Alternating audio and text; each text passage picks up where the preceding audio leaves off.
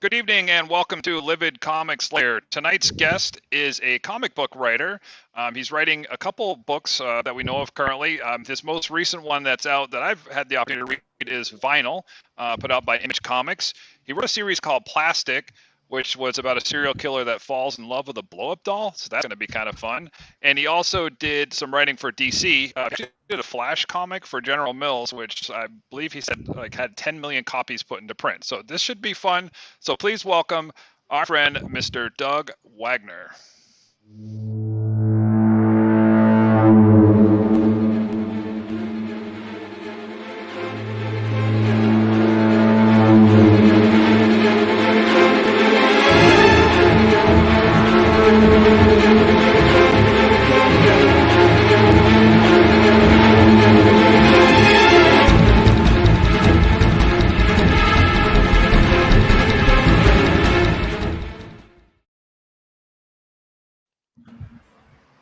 Hello. Hey, Good evening, evening. Good evening to everybody. You as well. We got some thunderstorms coming in New Hampshire here, so Joel and I are a little bit nervous tonight with the connection potential issues we could run into. Talking like black clouds. It looks like midnight out at 5 o'clock today. So perfect for your stories, Doug. We might have some lightning and things and some effects, right? It's really going to set the mood tonight. So we're bringing it for you full effect here. Oh, yeah. This can be really exciting. Yeah, that's it. Yeah. And there's something really cool tonight. This is the first ever stream that we're doing on Twitch TV. So you get the unique, distinct honor of being the first guest for us on Twitch. So anybody on Twitch? Oh, wow. Yeah, so it's pretty fun. So, yeah, thank you for coming on tonight, Doug. We're excited to have you. And John's been banging the table about you for about a month and a half now. So we're really excited to have you on board here. So that's it. Nice. Yeah, dude, it's my pleasure, really. I'm so happy, guys. I watched a couple of episodes, obviously, when John reached out to me initially. And this sounds like a lot of fun. So I was actually excited to get to join you guys. That's awesome. I'm so sorry, Doug, that you had to go through that. I mean, I fast forwarded through everything. I mean, it's just, times 32 or whatever that. Yeah. As you should, as one does, right? That's how it should be. Hey, it counts as a view, so it's good. That's right. So the funny story behind me reaching out to you is, I'm sitting there reading Vinyl. I'm like, man, I freaking love this series, and I'm like, I want to try to reach out to this guy, and I'm like sitting there. I search your name, and it says I was already friends with you. I'm like, what the hell? When did I become friends with him? Like, so it's one of those things where like we're getting in the industry, we're trying to network with people, and I probably connected with you through other people and didn't even realize it. So I was like, okay, well, hopefully that makes things easier. But I bump into where like I'll either be friends with somebody that I'm not sure how it happened, or the opposite, where like I've been friends with somebody for 30 years and we're like close, and I'm like, how are we not friends on social media? So like, yeah, it's weird how that all works. Yeah. Yeah, I had a police officer pull me over one time. I was doing like 53 and a 30, and he looks at my license. He goes, "Yeah, I know who you are." I'm like, "I don't know if that's good or bad." He's like, "Don't let me catch you doing 53 and a 30." Get out of here. So it's like, yeah, okay. Were you like, "How do you know me," or did you just accept it and go? No, God, no. I didn't ask any questions. I'm like, "Yeah, okay. Have a good night, sir." Oh man, yep. Awesome. You didn't have a blow-up doll in the passenger seat, did you? Not this time. Allegedly. Allegedly. Allegedly. Not that I can remember. Oh man. Yeah. The only time I had any of those, it was at a bachelor party in a limo. So as a joke, I'll say that. We don't judge. We don't judge here. Allegedly. Yeah, that's the term, right? Oh man. Your wife is still up there, so. She's probably still putting my kids to bed. No, she's not watching yet. She'll pop on. I actually have access to see now, and I know she's not watching. That's why I told that story. So. I get that out of the way early. This does go up for rebroadcast, John. Just so you're aware, you can rewatch these. I'll take like I said, I'll do anything to get a view on our show. So if I get yelled at for it, it's worth it. So. Perfect. That's it.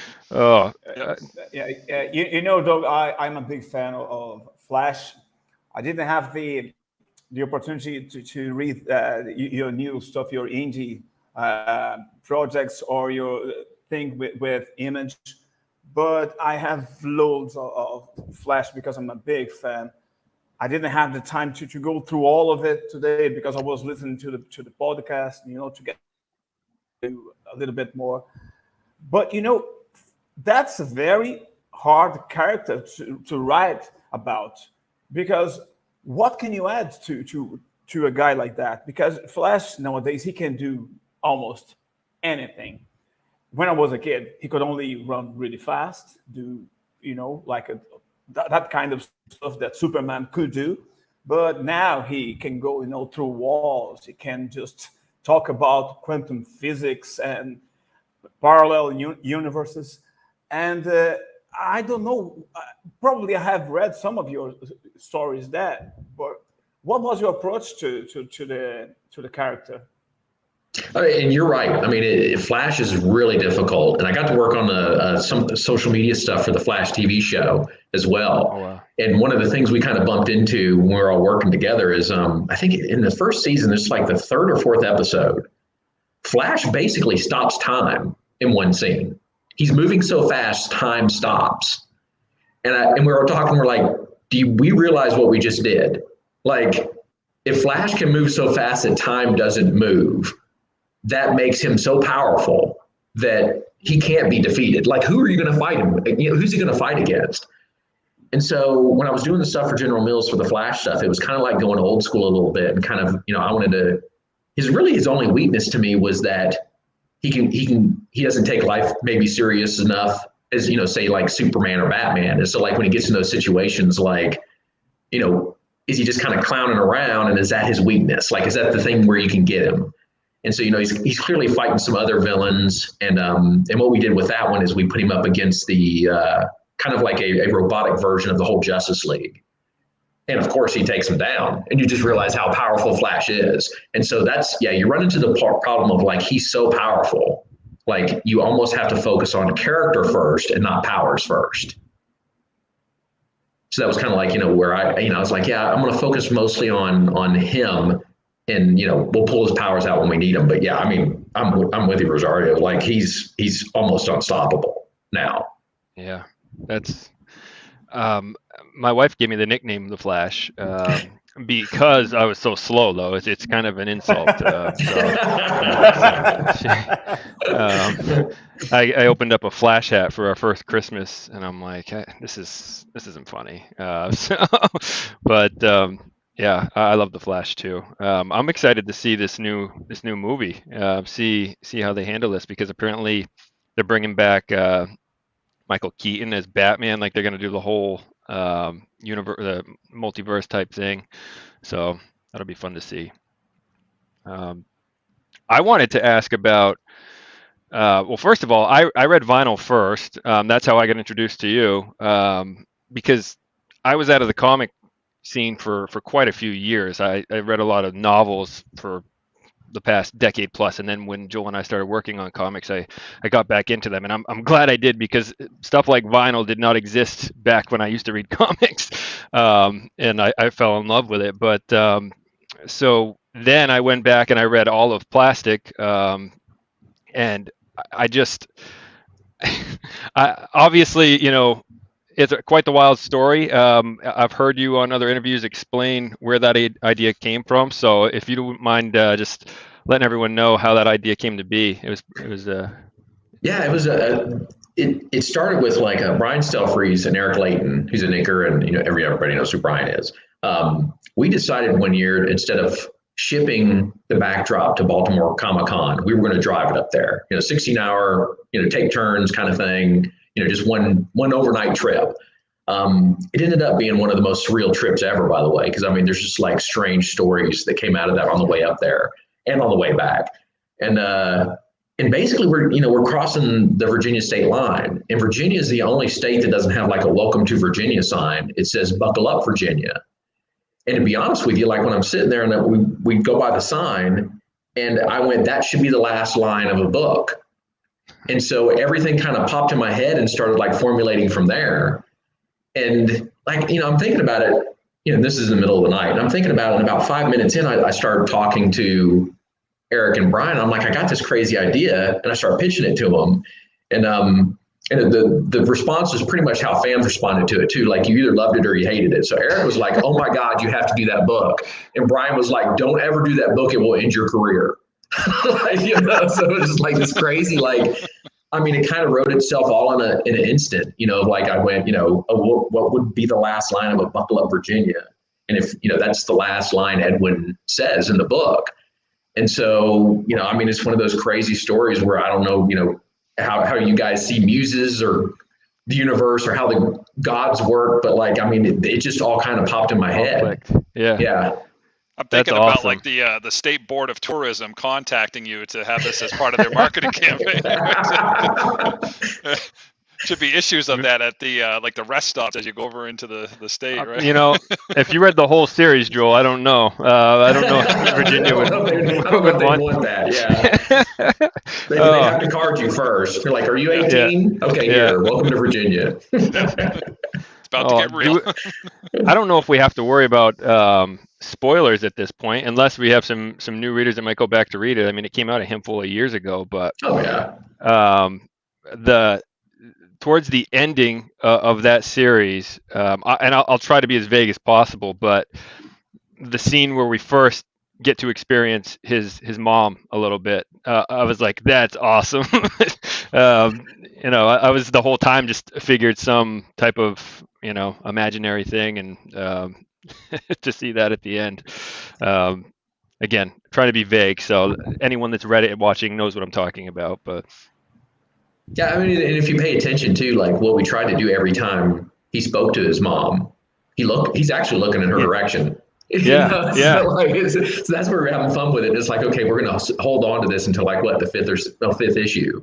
Mm-hmm. And yeah, I mean, dude, that was just those kind of things is what we were having fun with, and that's Daniel and I are really more concerned about having fun doing a project than whether we know it's good or not. Yeah, it's like we're kind of writing it for ourselves. So like we really like, we're like, hey, how far can we take this, and what would we like to see? And that was just one of them. It was too much fun. Yeah, I was thinking as I'm reading the series, how twisted would a character like Gwen have to be to actually want to tag along and feel like she's part of this whole thing? She's got to be just as messed up as Edgar. But well, I think that there we were playing a little bit too with Stockholm syndrome, right? I mean, like, yeah, when Edwin came into her life, like he saved her from being probably brutally killed, and so she's going to latch on to the first person that has shown her kindness. And so that's kind of like what we played with, is like, okay, she's going to keep following this guy because somehow he made her feel safe. Yeah. I love how, so I bought it on Comixology, so I could read it all. And at the end of the series, you guys talked about that scene where she's introduced and how you wanted to tell that scene. I think that, so anyone that hasn't read that version of it really should go back there. It just gives you an insight into what goes into planning out a page and trying to maximize, how you want to tell it. Because I'm sure at that time you guys were debating, do we want to tell it from this perspective or not? But the way you guys did that, it really added to it. I think the quote you said was, you guys are going to picture a lot worse than we could probably put down on paper. So. Yeah, that all came from Brian Stelfreeze and I were working on a short story a long time ago, and he, as he always does when I'm writing, he went off on a tangent on a couple of pages where the main character was fighting a bunch of like henchmen basically, and he didn't show any of it. And I planned out this action scene and like all this stuff, and so he calls me and he goes, "I hope you don't mind. Like what I've learned is." You don't have to show stuff like when they're fighting henchmen or those kind of things. Like leave that to the reader's imagination. Save your best action scene for your finale. Don't, and we've all seen it, right? We've been to movies or TV shows where like halfway through the movie, like there's this incredible action scene. Then they get to the end of it, and the action scene that they end with isn't anywhere near as cool as the middle one. Yeah. And you feel disappointed. And so Brian kind of taught me that. And so we applied that same theory to that scene of like, hey, don't show everything. Like, let's save some stuff. And again, like you said, like leave it to the reader's imagination, because 9 times out of 10, they're going to vision something 10 times more horrific than you would have written. Right. Yeah, I think that's a huge tip for any newbies out there. Breaking in is, sometimes, a panel or a few pages even in that scenario, right, can get across something so much, more by just what you're not seeing happen, happening off the frame, for example, which is what I'm referring to. You see character Gwen, laying there, not seeing what's happening. You're not seeing what's happening in front of her. You just see blood spatter and all these horrific things that you assume are happening off camera, essentially. So I'm going to guess that everybody here has seen Alien. oh yeah, one of the best. I was just gonna say that was the whole thing where you never really saw except for Dallas, getting attacked by these hands coming out at the right. That was really it. So, and of course, H.R. Giger did a fantastic job with the creature, and you don't really get to see it too much. It was nice though the way they did that. Oh, it is one of my favorite films. But like what I always go back to is, you remember the last girl that gets killed with Sigourney Weaver's kind of like making her way to the. They don't show anything. You just hear her screaming, and she does like this crazy, like weird scream too, right? Like, to me, when I was a kid, to this day, that's one of the more horrific scenes in any horror film, because I couldn't see what was happening, and it scared the hell out of me. And so, I kind of use that now. Yeah, I guess that chest burst scene originally when was that Jonathan Hunt? That's the guy, right? When that happened, they didn't know that was going to happen. So the reaction that they have when she goes like, "Oh God," like that was actually a genuine reaction. They knew something was going to happen, but they didn't know what it was. And even afterwards, they were like, "That was some pretty fucked up stuff." Like, I had no idea that was going to come out of his chest. So it's awesome that they got that at one take, one shot, and that was a true, genuine reaction to all that. So that's awesome. Yeah, amazing. Tying back into what you said, as far as like hearing things or not seeing things, and making it that much scarier, especially if you're dealing with horror.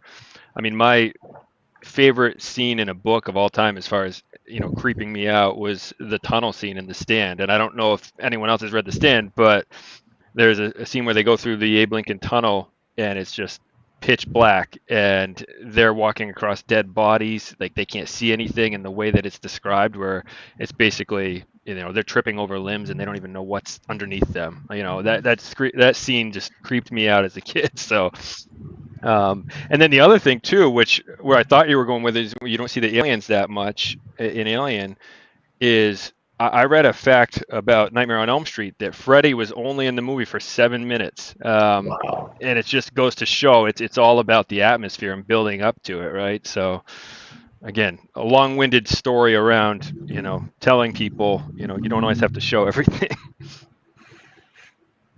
I'm sure artists love it too when you write, hey, let's not show as much, do tighter scenes. And also, I'm with you on the Lincoln Tunnel. Hey, can we write a couple pages where they're just black panels? Like, that's yeah, just have a couple word balloons there. Yeah, I feel like James Tynion's doing that with Something's Killing the Children. He's just kind of has some, almost dark, nothing in them panels like that in that art. So it's like on the issue 19, there's like 3 or 4 pages of that. There's no text. Like, that's great. Just let it breathe a little bit. That's okay. Let's do it. Doug, as a writer, I think I assume you read a lot, or you have read a lot. So you have a wide array of words, ideas, and phrasings that maybe you don't have the chance to put out there, because like the script doesn't require that kind of talent. And especially when you do comics and you have to write panels and bubbles, and you have to make that as well as it was coming from real people, and real people don't talk so smart.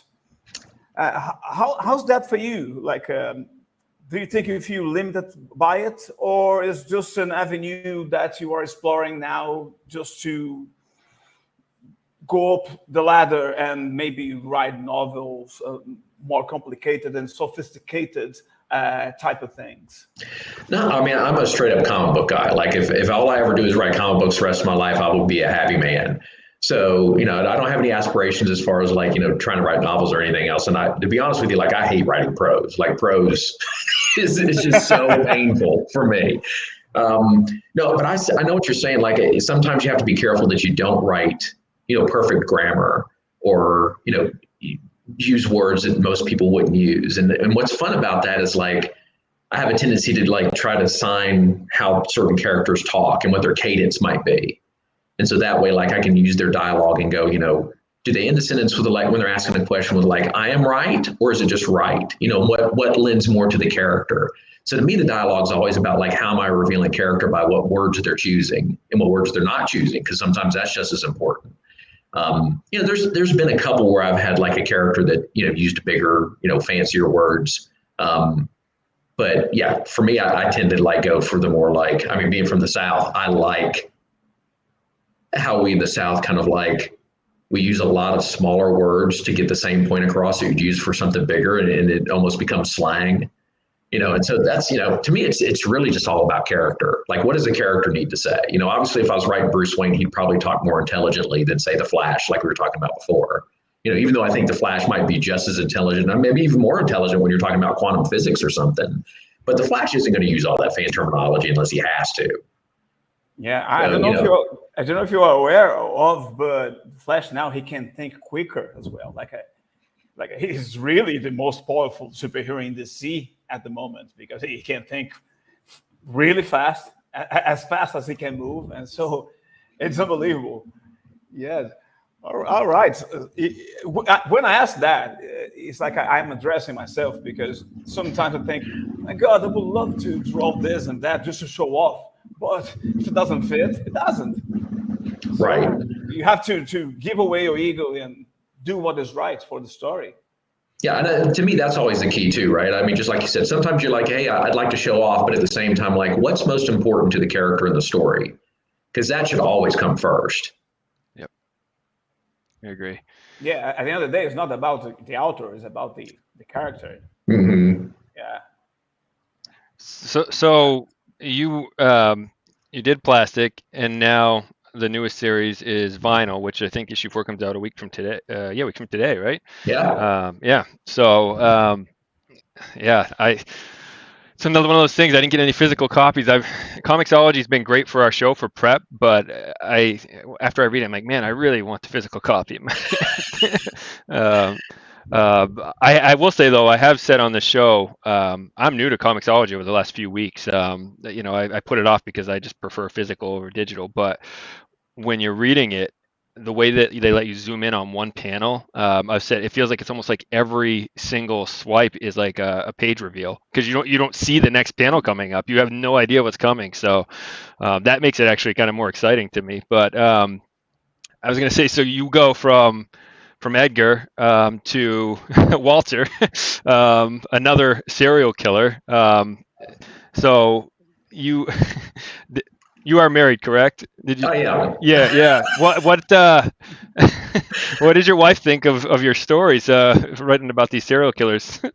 So far, she loves it. So I don't know if that says, I guess hopefully that's maybe what attracted to me is my strangeness. And so she seems to, she loves plastic. And right now she was like, when she finished final number 3, she's like, when is number 4 coming? So she's really excited about the story. So that's always good for me, because it seems like, she's enjoying it, and not, like, hey, I need to call my mom so I can move in with her, kind of thing. Wait, she doesn't get to read ahead? She's only read up to where we are? Honestly, I only get, she doesn't like digital. So she's just like me. We're both, I like the printed comic as well. So she waits until I get my comics, and I usually get my comps probably about 3 days. I'll probably get it on Monday. Okay. Nice. I will say what's cool, Doug, is I got issue 2 at the local comic book store, and that was the only one they had. So they are sold out, sir. So that in Nashua, New Hampshire, you are a sellout. So congratulations. I live in a different area of New Hampshire than Joel, but that's why I had to go digital. I wanted, they had issue 2, I think, or issue 3. I can't remember. They had one of them in stock, but I'm like, well, I'm not going to just buy that one. Like, I want to read them all, So. I'll admit, vinyl is what got me into Comixology, because I wanted to read it all. So yeah, there you go. Right. And now I spend way too much money in there because I can read back issues of stuff that I don't have access to, and it's a dangerous hole. There's no doubt. Like Comixology, like you can get stuck in there for hours. Oh man, the only good thing is that my wife doesn't see a pile stacking up. She's like, is that another book in the mail? When are you going to read all these things? I'm like, it's a store of value, hon. It's for the retirement fund. It's a store of value, right? It's for Yeah. your kids. So, Doug, how did you and Dan Hilliard end up combining on this book? Particularly for vinyl and things. What was that relationship, right? Like, how did you guys? You mentioned he was over in Spain. Like, how did you guys come together in that relationship? I mean, it's just, a lot of it was just fortuitous on our part, because he actually sent in physical samples to 12 Gauge Comics back in like 2010.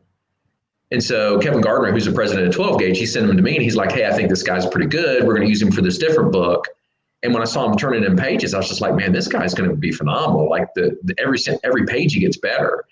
And so we worked on a couple of small miniseries before we got to plastic. And by the time we got to that point, like Daniel and I are like two peas in a pod. And so, we talk all the time on Zoom and that kind of stuff. And I pitched him several ideas and he picked plastic.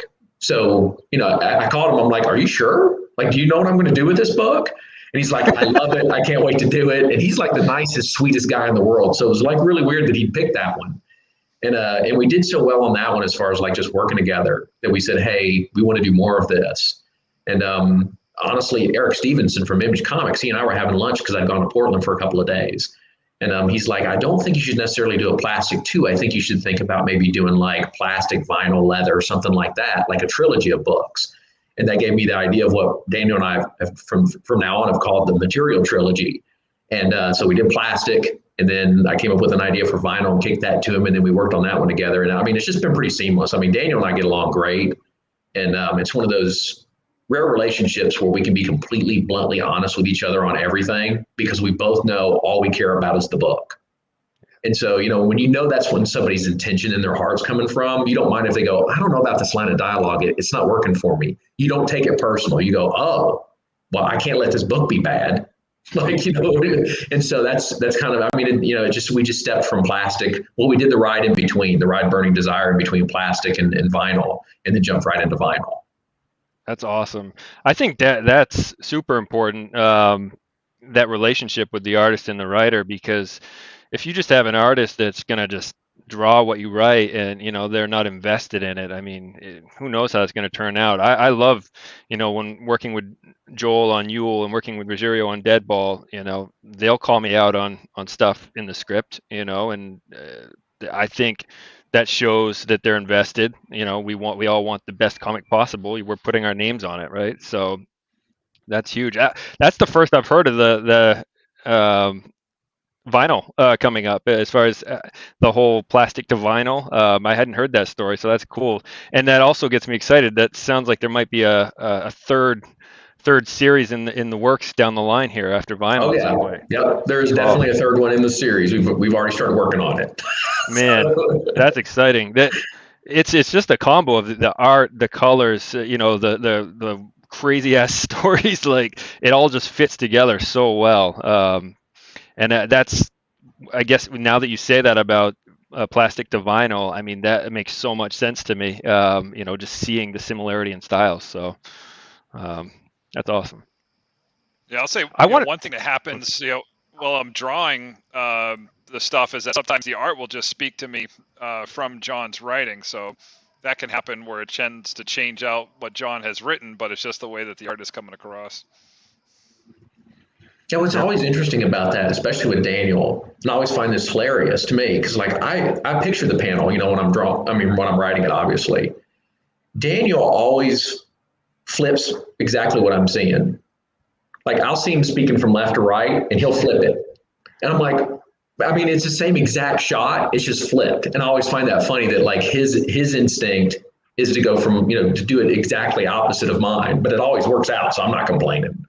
Yeah. That's it, because everyone pictures it differently when they read it, right? Just like if you're reading a novel. So that's definitely how I see it with our projects as well. As it doesn't always come out exactly how I had it in my head, but I don't care. It still gets across what I want it to. And also, as a writer, it's kind of fun to get spoiled and just see your creation get put onto paper like that too. Yeah, I wanted, sometimes the script will be tricky too, because it'll say like, show something in their hand, but also their reaction on their face. So it's two camera shots on one this, panel. So we have to kind of come up with a compromise on sometimes that happens. So you have to think that through, because you're thinking in 2D, right? Not in that. So you yeah. have to kind of work through Well, that. and that's some of the stuff that's some of the stuff they've called me out on. Is stuff like that. It's like, hey, you can't show this in one panel, and I'm like, damn it! Like I picture it in my head as I'm writing it as a scene, right? So it makes sense, logically. But there was a scene in Deadball where I had the wife looking at the husband, and they were both hiding in different spots as their intruders were coming in the house, and I basically wrote a scene of them looking at each other. You could see their eyeballs in the dark, just staring at each other. And he's like, "There's no way to put that in one panel. It's not going to work." And I'm like, "Yeah, that makes sense." But in comics, we have so many resources to show that. Oh yeah. Without spoiling the script, like you just rearrange the panels, and like the reader is no dumb, so he can figure it out. Well, and actually, the way you ended up doing that page was one of my favorite pages too. With the blinds, we shared that on our page, so that's not spoiling anything. But I wanted to go back to when you obviously you knew from a very young age you wanted to write comics, and you mentioned in past interviews that you obviously not every story got accepted initially and all that. How did 12 gauge come about? What made you go that route? Yeah, it was one of those deals to where like Kevin and I had been friends for a long time. We actually met because we both ran a different comic shop that was owned by the same owner, and we would talk on the line. I'd be like, "Hey, do you have any copies of this? Can you ship?" Those kind of things. And we just figured out we would be friends. We were friends, and that kind of developed into a relationship for years. And to be honest, like we had spent, I'm sure 10 years being those armchair quarterbacks, of like, oh, well, if I ran Marvel, this is what I'd do. Well, if I was writing the X-Men, this is what I would do. Which is all, it's all easy to say, right? Until you have to actually do it. And then one day we were sitting at his house and we were doing the same thing. And I can't remember which one of us said it, but it was like one of those epiphanies where one of us just went, we need to stop talking about it, just do it. And so from that point forward, he and I was like, well, what will it take to make this happen? And so it just became this passion and this obsession of like, we're going to make comics and we don't need anybody's permission to do it. And so he and I got together. We already made friends, Kelly Hamner and Brian Stelfreeze and Jason Pearson, a couple other people who we were friends with. And we're like, hey, let's call in favors. And that's where the first issue of The Ride came from, is we called and said, hey, we want to do this. Like, can you guys help us out? And they were like, yeah, we're in. And so, I'm sure you guys have the same bug. Like once you put out that first comic, oh, it's over. Like, it's like, I'm not stopping this ever. And so we just kept, hey, how can we keep doing this? And that's what got me to where I'm at today. That's great. So so it was never initially the thought of let's make, like you had a single comic idea in mind and you were going in with that. It was from the get-go, like let's make comics plural. Let's find a way to publish these essentially. Yeah. It was calling each other out, which we needed is like, it's time to put up or shut up. It's like, it's easy to sit back and say, hey, if I was running things, this is how I would do it. And I'm sure you guys are running the same thing. It's like, oh, when you jump in there, oh, this isn't as easy as it looks from the outside. No, I've told this story before on the show of, Yule 1 was our first venture, Joel and I. And we kind of got put on the spot. We had no choice but to make a comic because we ended up getting interviewed on a local TV station about our comic book, and we were like 2 pages into it at that point. So like, I guess we're doing this now. But he came to me. We worked together in our day job, so it was just pure coincidence. We work with a couple thousand people, and we happened to sit next to each other, and we both loved art. He knew I wanted to write, and then he. When we got stuck at home with COVID and all that, he reached out and asked if I wanted to do comics. And initially with myself, I wasn't picturing big. I had this story of Yule in my head. We needed a way to publish it. No one knows us yet, so we're gonna have to go about it ourselves, right? But then here we are. 9 months later, and now we got a company. So you said something on the interview where, or you just said it there too, like you just got to go in, you got to go for it, right? So whether you're comfortable or not yet, the first script that I handed Joel was brutal. Not necessarily from a story standpoint, from what I made him work with. It was in prose, Doug. It was all prose, so I had to work through prose to make it. Well, I was starting to write it as a novel, and that's when he came to me about a comic, and I'm like, this would be way better as a comic series. And I had no idea how to write comic script. I've read a ton of books since then. I've taken some classes. I'm actually doing a class with Scott Snyder right now. Like, I'm just trying to get better every day. But back then, I had no freaking clue. Like, I was copy and pasting from the prose and sending it to him saying, I think this is where the page should end. And the first half of Yule was basically, I didn't have any panels listed. I just said, I think this should be told on this page, or like it was. I feel bad now, but we got the job done. So yeah, you just got to jump in, and now we have a process. So I'm very It's weird lucky how that because happens, I think you have improved since then. So, yeah, you didn't get the first script. Yeah, you got it easy, buddy. Yeah, you got it easy. Yeah, I'm sure I did. Yeah. Oh man. Yeah, Doug, let me ask you something. I think you look like a Bob Dylan fan. Oh yeah, And that's fair. I love Bob Dylan. I love Bob Dylan also, and his way of writing songs such as Hurricane. That is a comic book for me. Like a comic story. You could just use that as a script to draw a very nice story. But my question has nothing to do with that. This is why we have Ruggieri on the show, Doug. This is why he's here. We did nice tangents about Bob Dylan. I like it. He likes to pontificate a lot, so it's very good. I'm going to put those things together at the end of my question.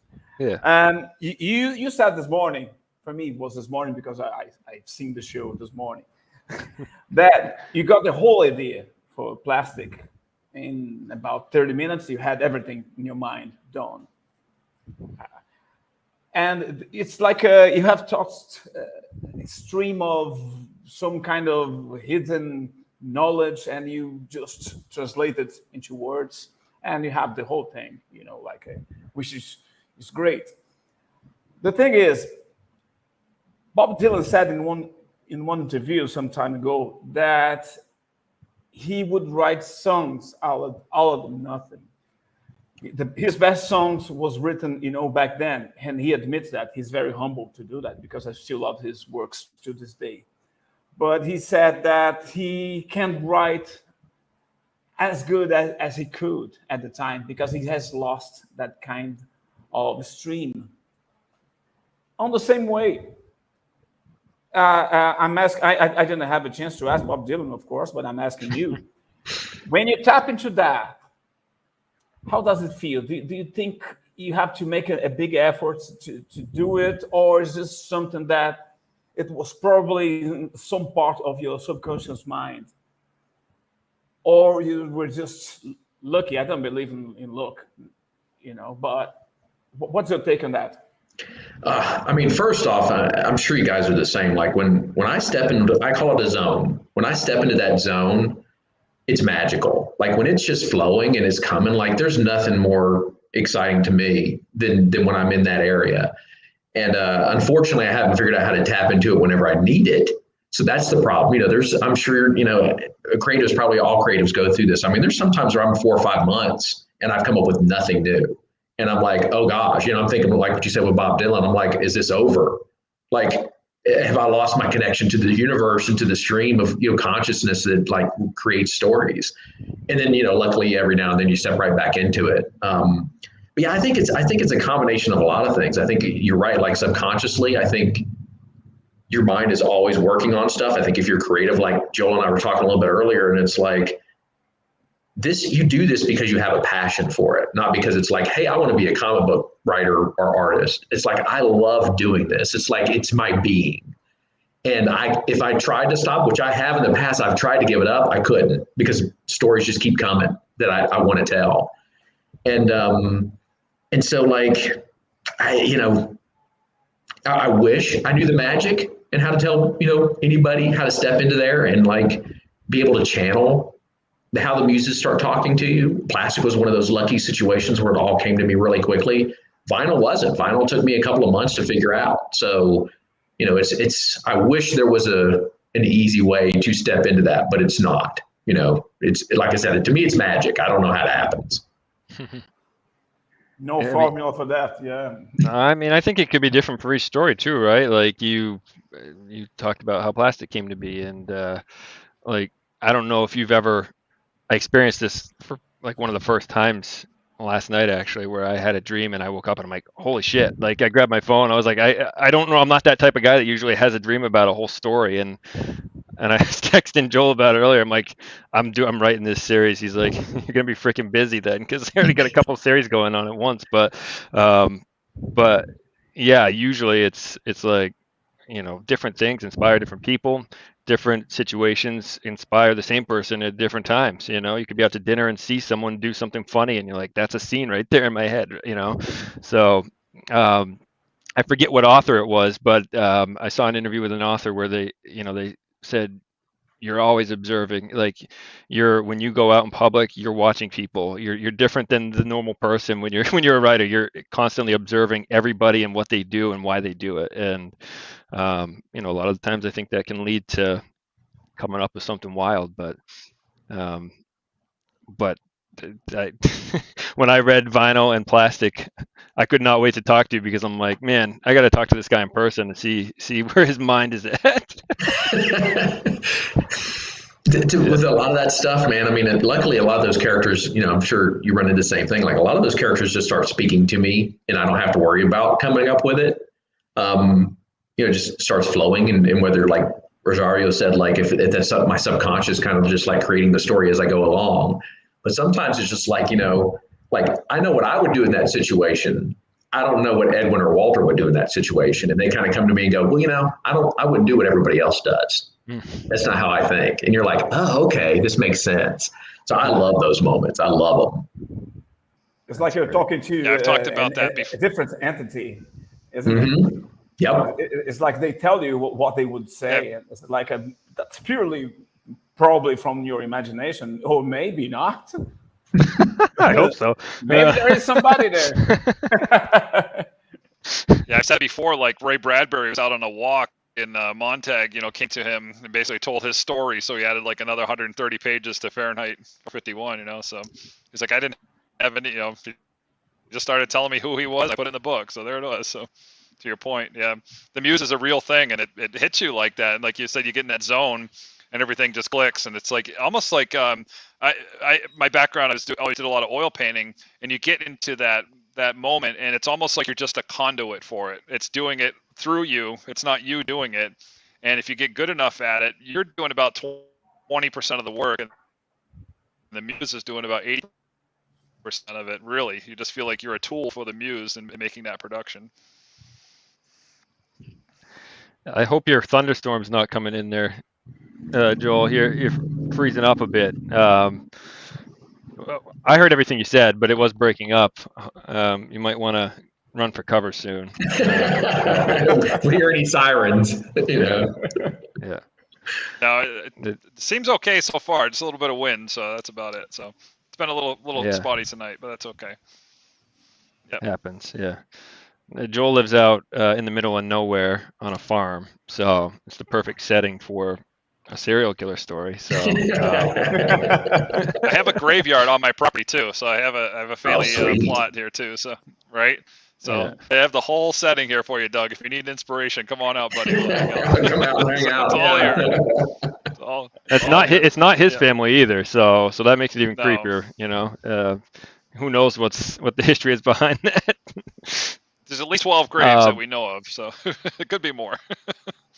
Right. Yeah. I wanted to ask, obviously we're very new. We're less than a year old as a company, as creators on the comic scene. So you're lucky enough now that you have titles out through Image, which is obviously a destination for a lot of indie creators because of the creativity, freedom that Image lets their creators have. How did that come about, working with Image and publishing your books through them directly? I mean, we got lucky right out of the gate with the ride. Brian Stelfreeze kind of put together an actual pitch packet, like a physical pitch packet, and he and I get together, and it probably took us. I mean, there was like 4 or 5 days. Like we had special vellum print on the front, and we got car keys so we could send it. To kind of close up the folder, and we get together like this really beautiful package and sent it to him. And so that's where, I mean, obviously when you got Brian Stelfreeze and Cully Hammer drawing the first issue, like I don't think Eric Stevenson's going to turn down that book. So, that's where I was blessed. And so that's where my relationship with Eric started. And then it just became a normal, like, he doesn't accept every idea I pitch, as he shouldn't. And so now it's just, like, hey, he'll be like, hey, luckily we're in a situation where I can just kind of like drop him an email or give him a call and say, hey, this is what I'm thinking. And we'll talk it out, and he'll give me yes or no. And so, I mean, he's very business focused. He's got a great mind for how comics work, and he'll be like, yeah, I don't think that's going to work, or this will work. And I mean, with plastic, like that one scared me because, I had half the people telling me do this and half the people telling me whatever you do, don't show this to anybody. And so I didn't want to do it this way, but Eric agreed to give me me and Kevin Gardner, 15 minutes in a conference room at San Diego one year. And that absolutely terrifies me because I'm like, can I just send you a written pitch? Like, I don't want to sit in a room with anybody and pitch it. So Eric was like, no, we're going to do this, face to face. And luckily, Daniel and I had already finished, I think, 2 or 3 issues by then of just, black and white stuff.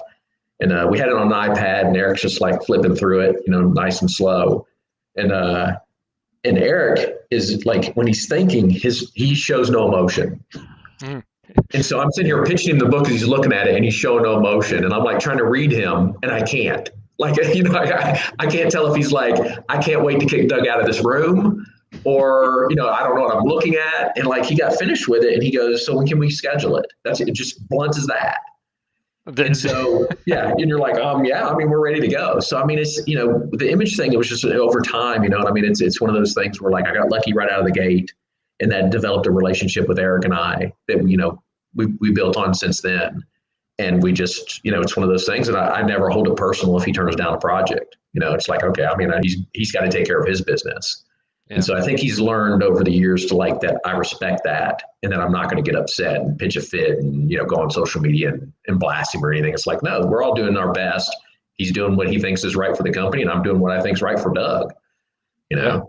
Well, and they're crushing it too. I mean, they're clearly their vetting system works, because I can't think of an Image book that I've read that wasn't great. Really, I mean, even if it's not my type of story, just the stuff they're putting out is top notch. So they're doing it right. So I was curious on that, because obviously a lot of people, they talk about how hard it is to do and this and that, and you hear a lot of people that have made it say, just keep trying, keep doing it. Eventually, if your heart's in it and you got the passion, and obviously there's got to be some talent involved, but you'll eventually get there if you put in the work. So yeah, I will tell you straight up, I never see myself as talented. I just see myself as persistent.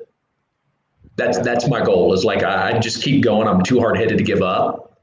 And so that I'm right with you on that piece of advice you give, is like, just keep going. Like, you'll figure it out. Like, of course your first book's not going to be your best.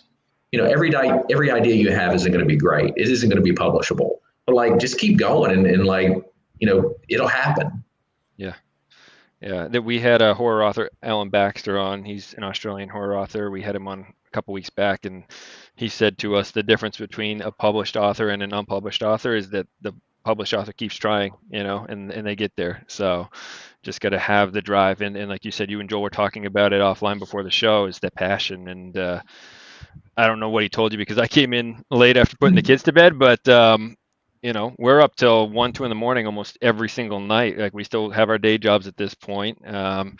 If anyone from work's watching, we still plan to have them for quite a while. So, but no panic. Yeah, but we don't view it as a second job, really. I mean, we like I said, I woke up at 4 a.m. and I had to grab my phone and I couldn't even fall back asleep. And it was my day to sleep in. We alternate with the kids. I couldn't go back to sleep. It's just I was so excited to write down an idea. So. Those guys are becoming zombies. They never sleep. It's unbelievable. Unbelievable. I'm an old man. I'm the old man here, so I have to have my sleep. Otherwise, I won't function well. I have to sleep. But those guys, they I don't know what they're taking. I don't know. No, I'm not taking anything. And I won't take it. Yeah. I'm very happy with my beers. A lot of coffee. Yeah. That's crazy. Yeah. Definitely coffee. There's a lot of mistakes made on normal day-to-day stuff that wouldn't be made if I had sleep. I actually was going to make my coffee one day, and I make iced coffee, and I was going to put in I was going to make a mocha, a nice mocha. That's what I was going to make. So I was going to put a little chocolate syrup in, and I'm sitting there, and all of a sudden I look down, and I have raspberry vinaigrette salad dressing going into my coffee, and I'm like, oh shit! How did I not notice that? I clearly did not sleep last night. And then I still tried to drink it because I had no other coffee made, and it was disgusting. But. All right. Joe, that was a small talk before the hard questions. All right. Let's do it. Let's do it. Recently, a former Marvel artist, which is Brazilian, he's from here as well. He's one of the guys. I think it's one of. Is that a plane? What was that? No, that wasn't me. Oh. And somebody summoning you from the mountaintops over there. Blowing it. The guy from Immortal Hulk, Joe Bennett, Mm-hmm. he has been recently canceled by something that he has done in 2017. I call this myself the Kevin Spacey phenomenon.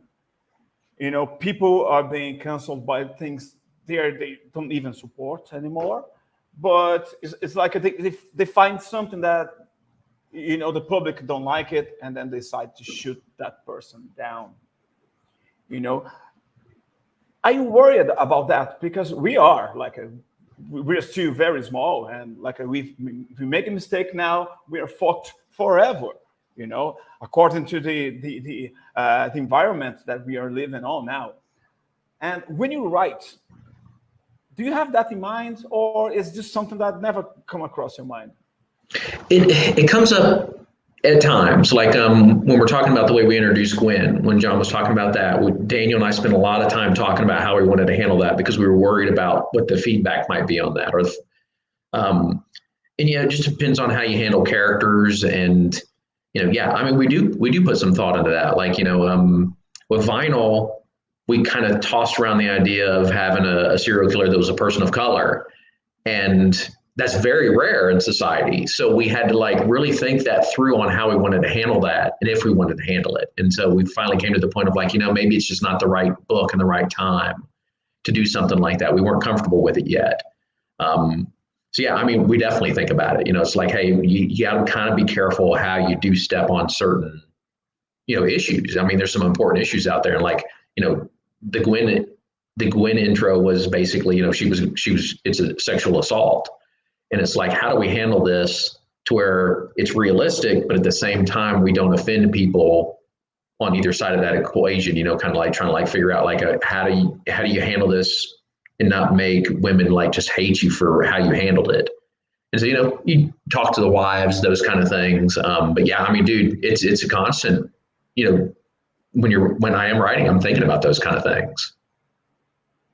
Yeah, but do you think that sometimes we are not being honest when we are not portraying things as they are, not as we think, but as they are?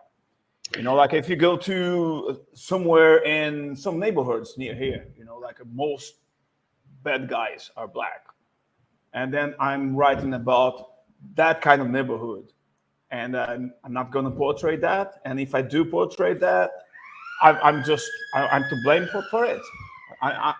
That's the danger now.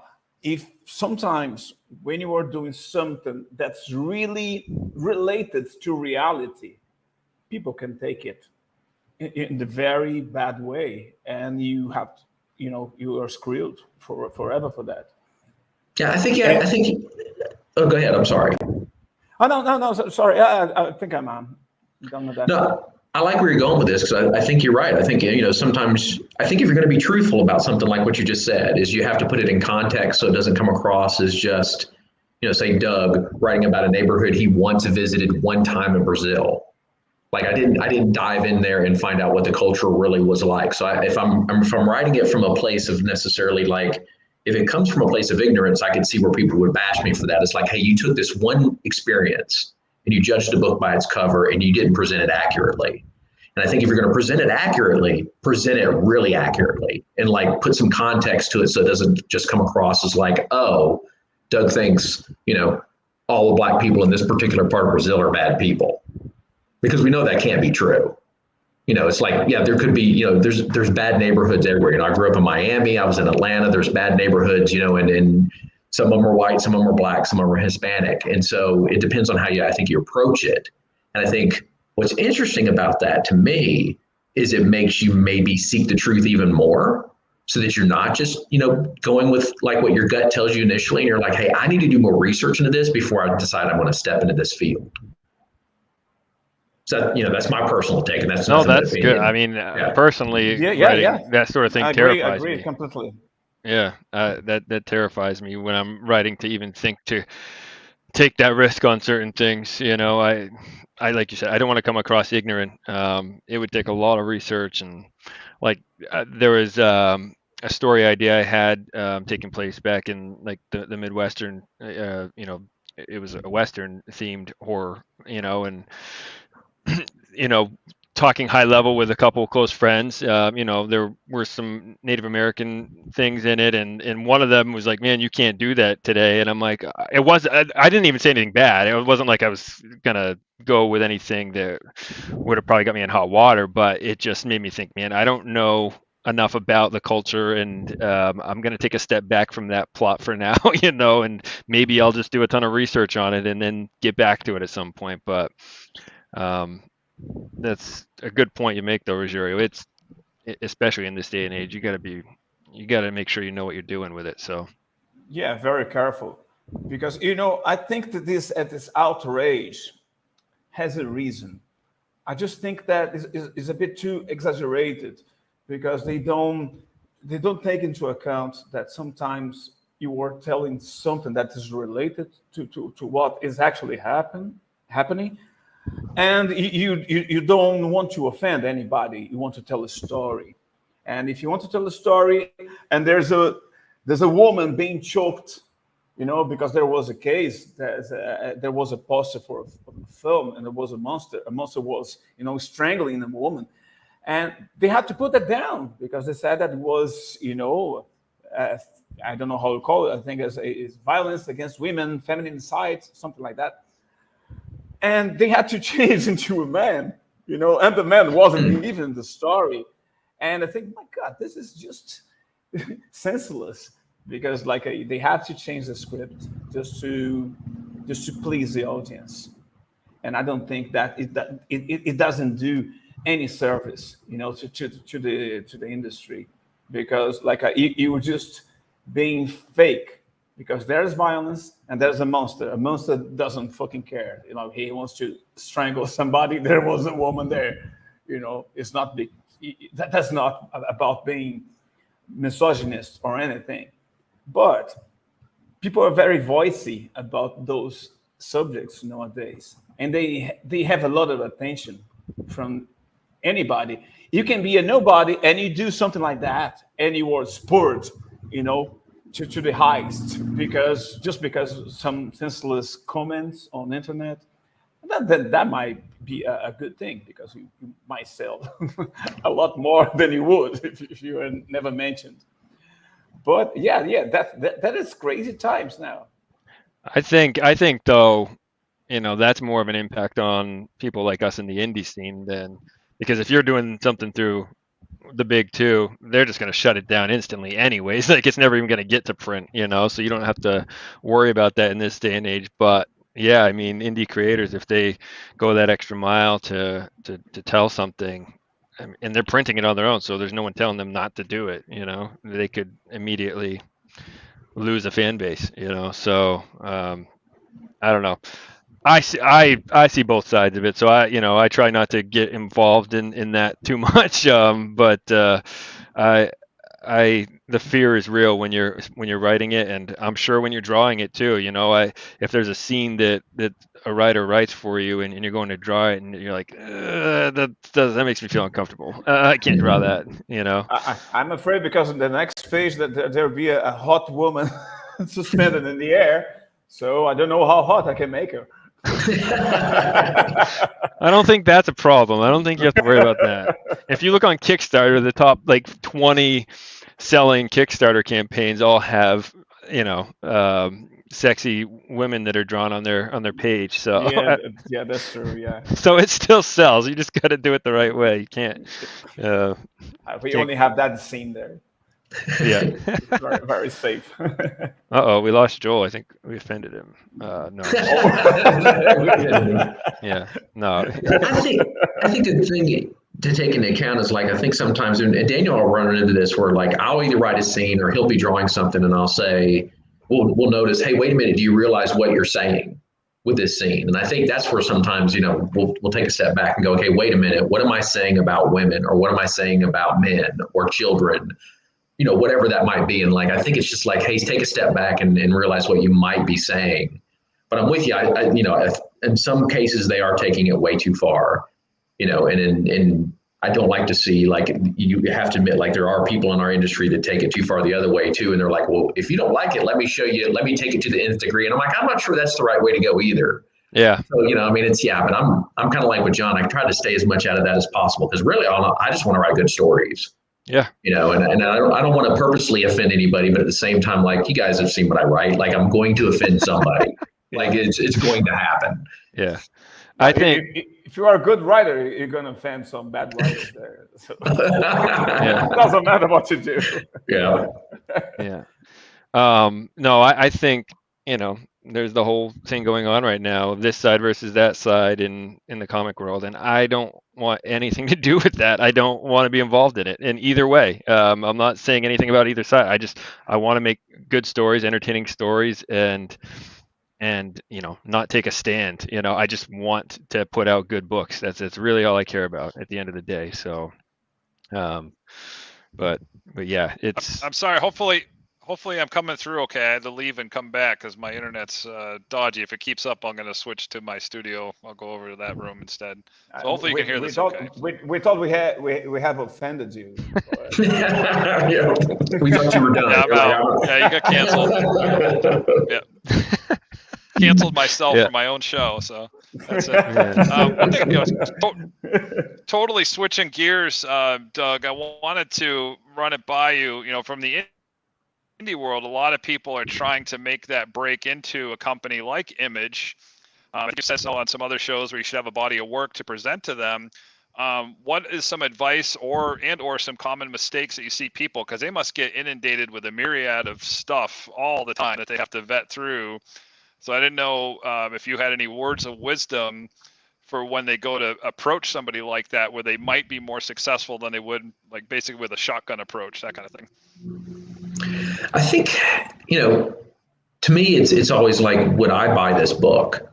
And I think sometimes people just want to put out books. And so they get involved in putting out a book that maybe they wouldn't necessarily spend their own money on. I see that a lot. And you see, I can't imagine what Eric Stevenson has to deal with on a daily basis, but I got a good friend who's an editor or was an editor at DC, and he got 30 pitches a day.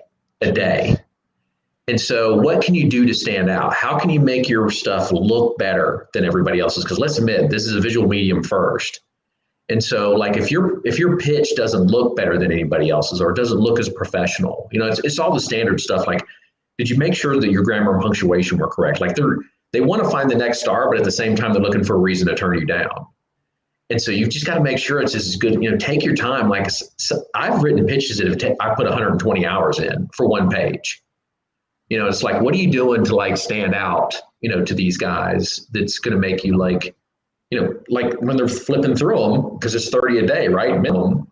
They're going to flip through those quick. They've got other work to do. What's going to make it stand out to them? Where they stop and go, whoa, what's that? And that's title. That's, you know, what font did you use? You know, how does the page look? All those kind of things to like make them stop and take a look. You know, those to me are the keys, and I still use those to this day. Like when I'm putting together a pitch, and it's always a one-page pitch. I make it look as good as I possibly can, and that takes a lot of effort. That's good info. So when you do the pitch, it's not, is it like a synopsis of the story and then like a page of the script, a couple pages of the script, or is it really just title and explaining what the series is about, essentially? Yeah, usually it's like, you know, I'll do like a, you know, a title, and it'll be a little bit bigger than the, you know, the normal stuff. Then you do like maybe a log line, maybe an intro to the character that you want to introduce into this story, and then a quick summary that's like succinct, but at the same time like has plenty of white space because you don't want to overwhelm them with text. And then it's like, okay, well, now let's start thinking about colors and backgrounds and like, what can I do with the banner across the top? Do I have some artwork I can use to kind of go across the top that's going to make them go, ooh, this looks cool?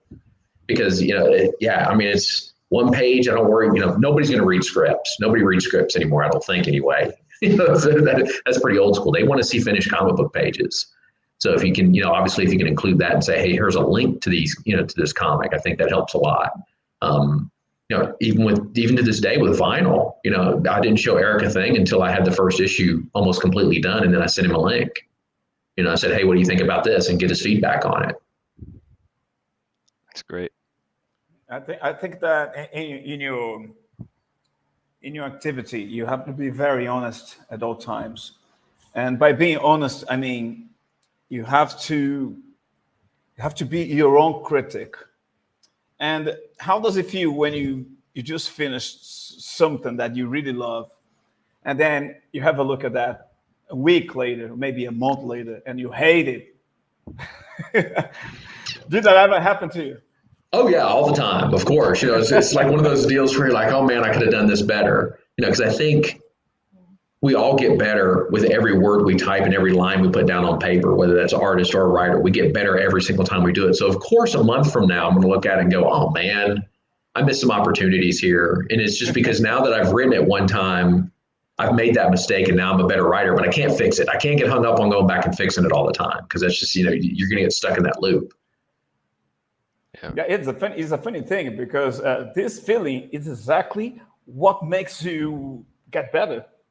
Mm-hmm. and improve.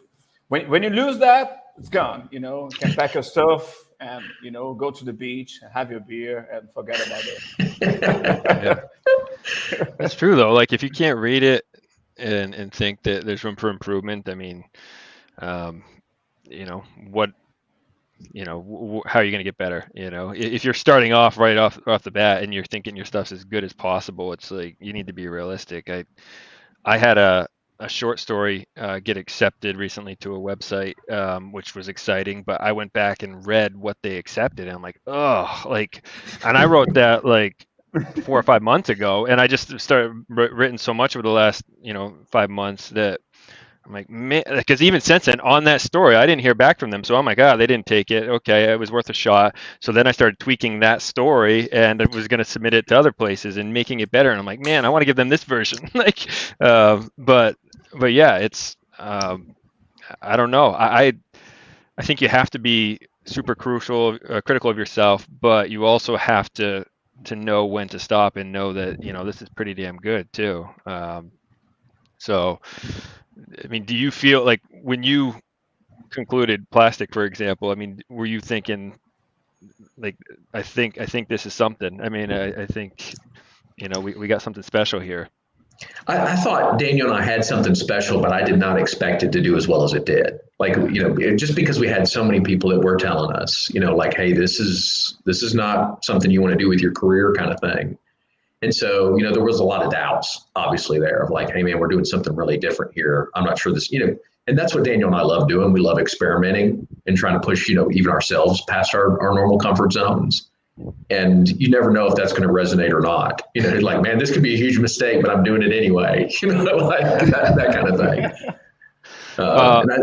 Go ahead. Oh no, I was just going to ask. When you guys were going to cons promoting that series, on your con table, did you have blow up dolls as something that people could buy? And if not, how did you miss that opportunity? No, we didn't. I mean, dude, that's the one thing. Like, I can tell when somebody walks up to the table, and a lot of times there'll be people who haven't heard of it, and they'll be like, "Hey, what's plastic about?" And I do exactly what you said earlier. I said, "Hey, it's about a serial killer who's in love with a blow up doll," and I had to take sex doll out of there because people would get offended. Yeah. But even with blow up doll, I've had people curse me Oh, geez. that I wrote something like that. And I'm like, you haven't even read it yet, but like, it's interesting. Like, just saying blow up doll offends some people to the point where like they get angry. And so it's interesting to see like that hard cut of just like that term alone can upset and offend people. And so I can't imagine. I mean, I had one guy try to get me kicked out of a show for it. Oh gosh. Oh no. Yeah. He went up to the con organizer and was like, "You need to get rid of this guy. He's writing porn." And I'm like, I'm not, I'm not writing porn, but okay. But you could So do if you I could do a don't- nude variant cover on Kickstarter, right? They're the most Yeah. popular Virginia? one, right? Yeah. You could- that's okay, right? That's okay. Yeah. I thought you were saying you should do that with Virginia, the blow up doll. Have a variant cover. Yeah, they go dude. Yeah, now you could on Kickstarter. But no, we didn't do the blow up doll, but I did go to a signing where it's called the Nerd Store in Utah, and they had a blow up doll sitting next to me the whole time. So Oh, that's fantastic. yeah, it was fun. Oh man, I picture walking around the con and just seeing a bunch of people with blow up dolls, and they're like, "Where'd you get that?" Oh, back at that at the plastic booth. Oh, Could be a good prop if you need to duck out to lunch or do something. Right? There's the, Be back in 10 minutes. Sit it in your chair. I don't know if you use that film for inspiration, but there's a film from 2008, 2009 called The Real Girl. Mm-hmm. Yeah, that's a fucking great film. Oh, yeah. It's not, I've never seen it. It's great. It's about psychology, and the way the story is told is beautiful. I love that film. And there's a blow up doll there most of the time, and it's a character. You have to see it, John. You have to watch it. It's fantastic. I think it was funny because I'd actually come up with the idea for plastic before that movie came out. And when that movie came out and I saw the teaser for it, I was like, oh no, my idea is like shot. Luckily, it was so different that like I was like, okay, wait a minute, this isn't going to like, it's different enough. I don't have to worry about people comparing the two as like, oh, you stole this idea. Yeah, But I haven't seen it. It's great. Another fringe, relationship like that I can think of is the movie Ex Machina, where the guy falls in love with a synthetic girl. Right, she's a robot. That's a great film. I don't know if any of you guys have seen that. That's a great movie. Yeah, I did see that one. If you haven't seen that, I'd recommend that. It's a great film. Oh, yeah, it's man. solid. Yeah, there's of course the Blade Runner, which is a blow up doll, from the future. From the future, right? It is. It's not a real woman. So, I used to joke about having a blow up doll with my ex-wife. This is why she's my ex-wife. I was just gonna say. Oh man. But I still didn't get the blow up doll. Was that what broke the relationship, Rosario? That was the moment that sealed the deal. No, they were on the stove. Yeah, like I never bring that up when you're having an argument. It doesn't work well at all. Well, you understand, the series Plastic. It's not like, he could say, "Oh, she can't talk back to me." He thinks she's talking to him, so it's he's still dealing with she wants him to stop being a serial killer, basically, right? He calls himself retired because he wants to not offend her. So there is that relationship between the two, and I don't want to say heartwarming because then my wife really will question me, but you see that he truly does care about her, so which sends him on this rampage, right? So yeah, I don't know if you saw my promo for the show earlier. After I was typing it, I'm like, man, anyone that hasn't read these books is going to be like, what the hell are they talking about? I was like, bring your blow up doll of box of donuts and your favorite playlist, because it's. And then I'm like, I didn't even intentionally try to make that sound funny. I'm like, man, that sounds like a night. But sounds like I'm rubbing off on you, John. That sounds like something I would put together as our pitch for the show. Or I think we have just boosted the blow up dolls sales. Oh, did you? You didn't put the link down there. I don't know if you saw, Rogerio. I can easily add a link, sir. No, it's okay. The joke's been, I think we've overdone the joke, so it's okay. It would have been funny if it was there at the beginning of the show, but I'm not mad. I do see that's a good stretch goal idea for the next crowdfunding campaign for you, Doug, is to have a blow up doll at a certain tier. A nude blow up doll variant cover. Sorry. I was just wondering if that had to be censored at all or not. Like, I mean, obviously, if it's a nude woman, yes. If it's a nude doll, do I have to still censor it? I don't think so. I don't know. If it's a variant cover, you could just put it. Yeah. Yeah. You put whatever there. Anyways, plowing ahead. Let's change. Plowing ahead here. I'm very envious of John, because every guest we have here, he reads everything about everyone. I don't know how he can get the time. I don't sleep. I don't know. I have to stop sleeping. I don't do my day job very well. I have to finish the book. Yeah, it is fantastic. And talking about blow up girls, plastic, vinyl, they all come from the same source. Or this is petroleum. And what's the next one? That one we're still holding on to, so we're not giving that out yet, because it's actually not going to be what you think. We're taking a hard left turn on the next one. So all right, I'm excited. All right. Yeah, I was wondering if you're going to stay with polymers, Doug, in your titles, if that's an ongoing theme, or if polymers coincidence between the two. We had thought about it, and I mean, obviously that was the next logical step, when we were thinking about it. And then I was like, our books aren't normal, so we shouldn't follow the logical path. We should take a hardcore turn on this third one. So that's what we've done. Do you see them existing in the same? Do you see them existing in the same universe? Like you might see some cross story arcs where they might interact with each other.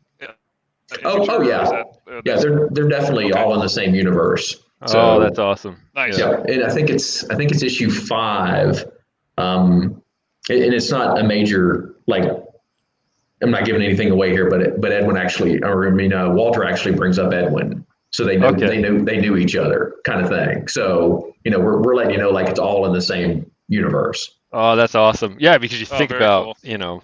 You think about the series Vinyl, and he's I'm always afraid I'm going to spoil stuff, so I always hesitate saying stuff. But he knows other serial killers, basically. I'll just say that, right? So that actually crossed my mind too, because I read Plastic after I caught up on Vinyl. I'm like, oh man, I don't have any more to read. So then I was looking for other stuff, and that's when I found Plastic. But that's cool to know for anyone out there that read both. What are who are some of the writers, Doug, that you enjoy reading, past or present, that are in your library that you like? Man, that list is always so long. I'll go back to the people that inspired me when I was young is Alan Dean Foster. Loved him. Robert Heinlein, I don't know why I loved his stuff, because it was always so weird and far more intelligent than I was ready for at that age. But I loved his work. Anne McCaffrey, all the Dragon Riders of Pern stuff were huge for me. Recently, obviously you can't go wrong with James Tynion, Justin Jordan. I love most of his books. Luther Strode's probably one of my favorites still to this day. Nail Biter is a great book. Ice Cream Man. I can't leave out Ice Cream Man, because that book's so crazy and so much fun. And then if you jump into movies, and obviously we already talked about Alien and Aliens. I love both of those, huge impacts on my life. Star Wars, the original one, was a huge impact. And then you just jump into like, I'm a huge fan of The Matrix and Seven Psychopaths and Logan Lucky, like the list goes on and on because there's just so many. I was trying to mix in like old school and new school in there as well. But like, there's so much great content out there that it's tough for me to say like one person, going back to what Rosario was saying earlier about like, your subconscious. I think all that stuff kind of is always in the back of your head. Like the worst scene, the scariest scene in Alien is always there for me. Like I can call that anytime I need it. Like Predator, one of my favorite movies of all time. Even though I know now it's cheesy, there's so many good lines in that thing, and you're like, oh, it's not cheesy. No, I don't say that. It's just like I still love it. And it's those are the kind of things that I think are in your subconscious when you love that kind of stuff, and all of that stuff has an impact on how you create. Predator is great, man. I want, that's in my library. I go to it regularly, and it still holds up. Some of those 80s sci-fi movies are like, I don't know, but that one does okay and still there. So it really does. It's great. Yeah, yeah, really. It's timeless, which is great too. I think one of the greatest things that's happened with the modern comics is that it kind of left the superhero mantra, right, and kind of became, we've talked about this before, where it's more about human interest, right, and people thrust it into a situation they wouldn't normally be in, and how do they deal with this.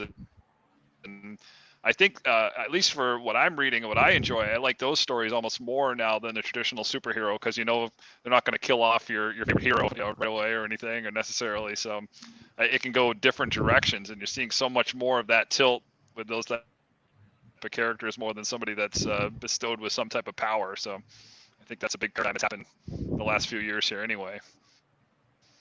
Yeah, this is why I believe in momentum, because I'm really tired of capes, like those kind of heroes.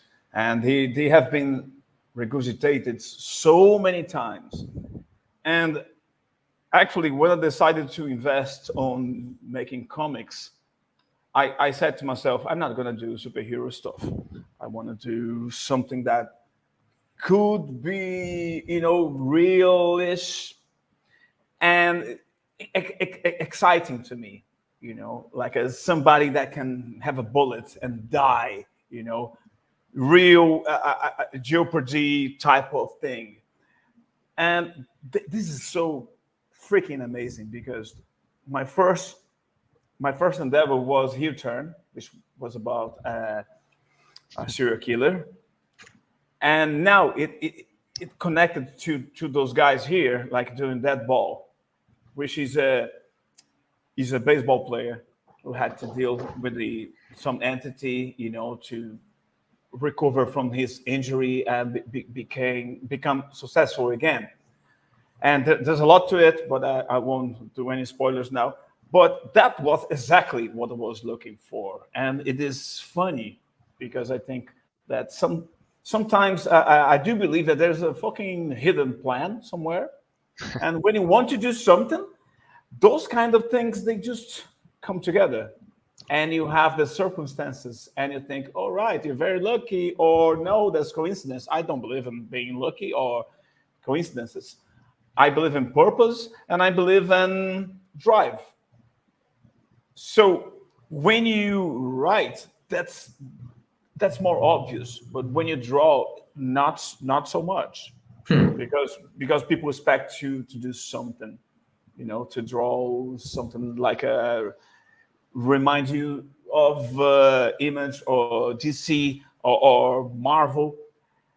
And I'm going around and around to ask a question, of course. And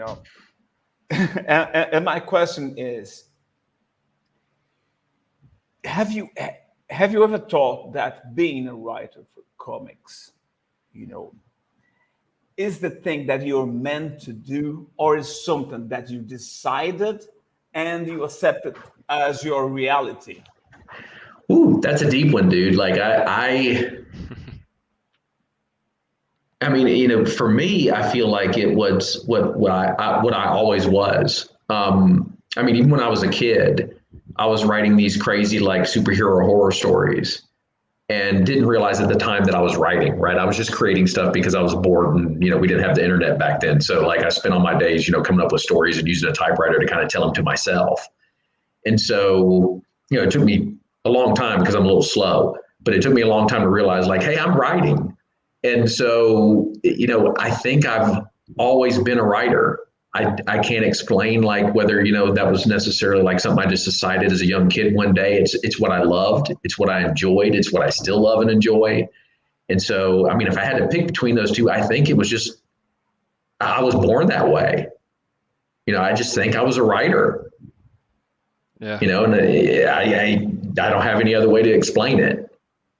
No, I mean, I don't know if it feels the same way for these guys on the art side, but that's how I feel. I mean, I remember being a kid, being out in the woods, pretending to like make my own movies, like imagining a whole movie scene running from like giant snakes in the woods and stuff. And like, I would sit in my bed and be reading. I read, it when I was in eighth grade. That's a 1,300 page book or something like that. I was reading it under the blankets at night and thinking, this is what I want to do.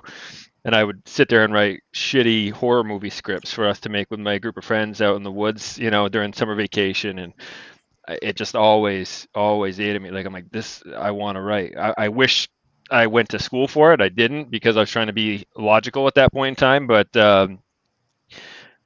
I agree to that. It's something that we've talked about. The creative juices just always eat at you. And if you're not doing it, you have to be.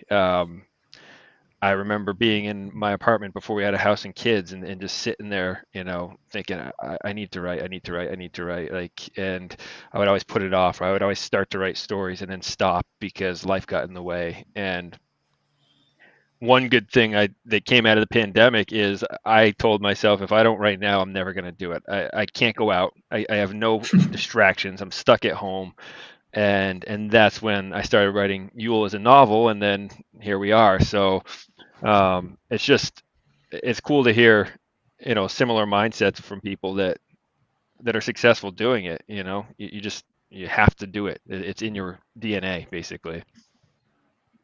And also, we are learning with all those guests, because as you come and you share your story, your history, you make it a lot easier, because like 20 years ago that would be impossible. We have to like do hit and error, many times, until we get it. But now we can have some shortcuts. Yeah. When you talk about, before the internet, right? You're having to go to cons to get face-to-face interactions with people in the industry and talk to them. Unless, I mean, maybe some of them would talk on the phone. I doubt that was very, very many of them. Or, respond to your letters. I know Joel had, artists respond to his fan mail, which is cool. But now we have access to Zoom or StreamYard and all this, and it just, I don't know, it feels like everything's aligning to make it not easy. It's never easy, but make it possible for a lot of people that maybe didn't have the drive before to push themselves. Well, I think what's interesting about what you just said is, and Greg, I know Greg Harms, by the way. Greg, great to see you. I'm glad you're paying attention. We'll answer that one in a minute. Yeah, Greg's great. What I think's fantastic about the internet is, if you want to make comics now, you have no excuse not to make comics. Yeah. And obviously we all want to make lots of money and get paid to do it. But like, if it's in your blood, like, I can't imagine if the internet existed when I was in my teens. I mean, I'd have been making comics constantly. You've seen them on the internet nonstop. So I think that's what I love about what we have now, is like, if you're really serious and you want to do comics, you can do it. Like, you can build an audience completely for free. You can show stuff on social media. Websites are cheap. Like, if you really want to do this, you can make it happen. I think that's exciting to me, like having that possibility for a lot of young creatives to just be like, what, I'm just going to start drawing a comic book strip. I'm like, yeah, there's nothing stopping you. Yeah. And the social media aspect too, like you're saying, like, just that platform is, us building up our Facebook group, has like almost 1,400 people following us, and which, there's a lot bigger groups out there than ours, but the fact that we have that access now, and we're just starting out, like, it's going to help us quicker than if we never had access to that. Having Twitter and Instagram and all these different platforms where you can just get seen by people, and You know, if everything falls into place on the right day, maybe you'll get noticed by someone. So like you said, no excuses now. If anyone's watching that's, you know, sitting there twiddling their thumbs, you just got to go out and do it. Yeah, You don't I need guess anybody's permission. I guess it all depends on your expectations, because if you really want to do it, and you don't really need validation. Like if you sell 10 books and you're happy, great, keep going. You're gonna sell 100 next time, and the next time 1,000, and maybe you can make it big. But what I have seen many people, like doing their stuff and expecting recognition before really uh, doing something that's really big, good, before having a wide array of works to be shown. And I think that makes a difference, because, like, if you do just one issue and you don't sell it and you give up, you can just blame on your audience. It's like if you have the oxygen, if you have the time to put on, eventually, if not now, you get better in 2 years, in 5, maybe in 10 years, and you can have a plan to make it in 20 years. The thing is, are you really into it? Because if you are, there's only one way, is forward. And it doesn't matter if you make into DC, if you make into Marvel, you just do your own stuff, and be happy doing it, by doing it, and not expecting validation, or not expecting getting rich, or making money. Like, you can have your day job and do it at night. Yeah, I agree to that, because when we started with Yule, we would joke around that we're just going to have a bunch of copies sitting around in our basement that we never sell. But to me, the fact that I would have that physical book in my hand that, we made, that was enough to drive me. Obviously I wanted to sell books, but I feel, besides the lack of sleep, I feel like a new man now. I'm doing what I always wanted to. So, and we're just starting out. So it's just really the tip of the iceberg. So I think I am technically a millennial. I'm an older millennial, so I don't really feel like I act like a lot of them. But in the day job, you run into that. What you were just saying, Rogério, where people want to be rewarded right out of the gate, essentially, right? And it's like that in our day job, and I'm sure Joel's seen it too, where you have 25-year-olds and they expect a promotion within a couple months and they don't get it and they quit, and it's like, man, I've been here 15 years. Like, you need to slow your roll here. Like, it takes time. We don't expect to be an overnight success in comics. That would be amazing, obviously, but we know it takes work, and you got to build that audience. And I mean, look at the work that it took, Brian Michael Bendis. I mean, how many years did he self-publish before he became what he is today? Robert Kirkman. I mean, Robert Kirkman worked a full-time job up until basically AMC showed up on his doorstep. Like, I mean, but it took him, what, 15 years of Walking Dead to make that happen? Like, yeah, I mean, I'm like, slow your roll. Like, man, it takes a while. If you're one of those lucky people that comes out and is a huge success right out of the gate, that's fantastic. It just doesn't happen very often. Yeah, it's a good point. I don't think I've ever heard of it happening. Yeah, don't think I've ever heard of it. I always say the strongest foundations are built on the stones of adversity, right? So you always got to. Nobody's ever hit it right from the jump. You never hear of anything.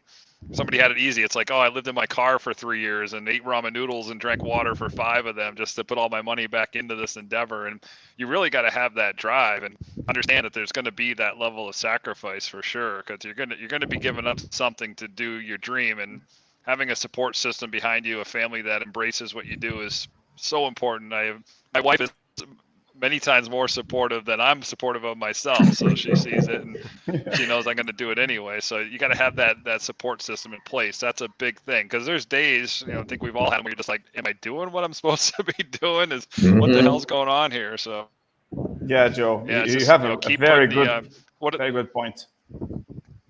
Yeah, they say, just put the pen to the paper and the ideas will come, right? So that's it. So just keep pushing it and it'll come out eventually.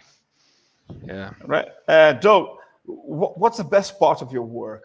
Is when you are actually doing it, or when you see it in people's hands, or even when somebody that have read your works and come talk to you and they tell you how much important that was to them.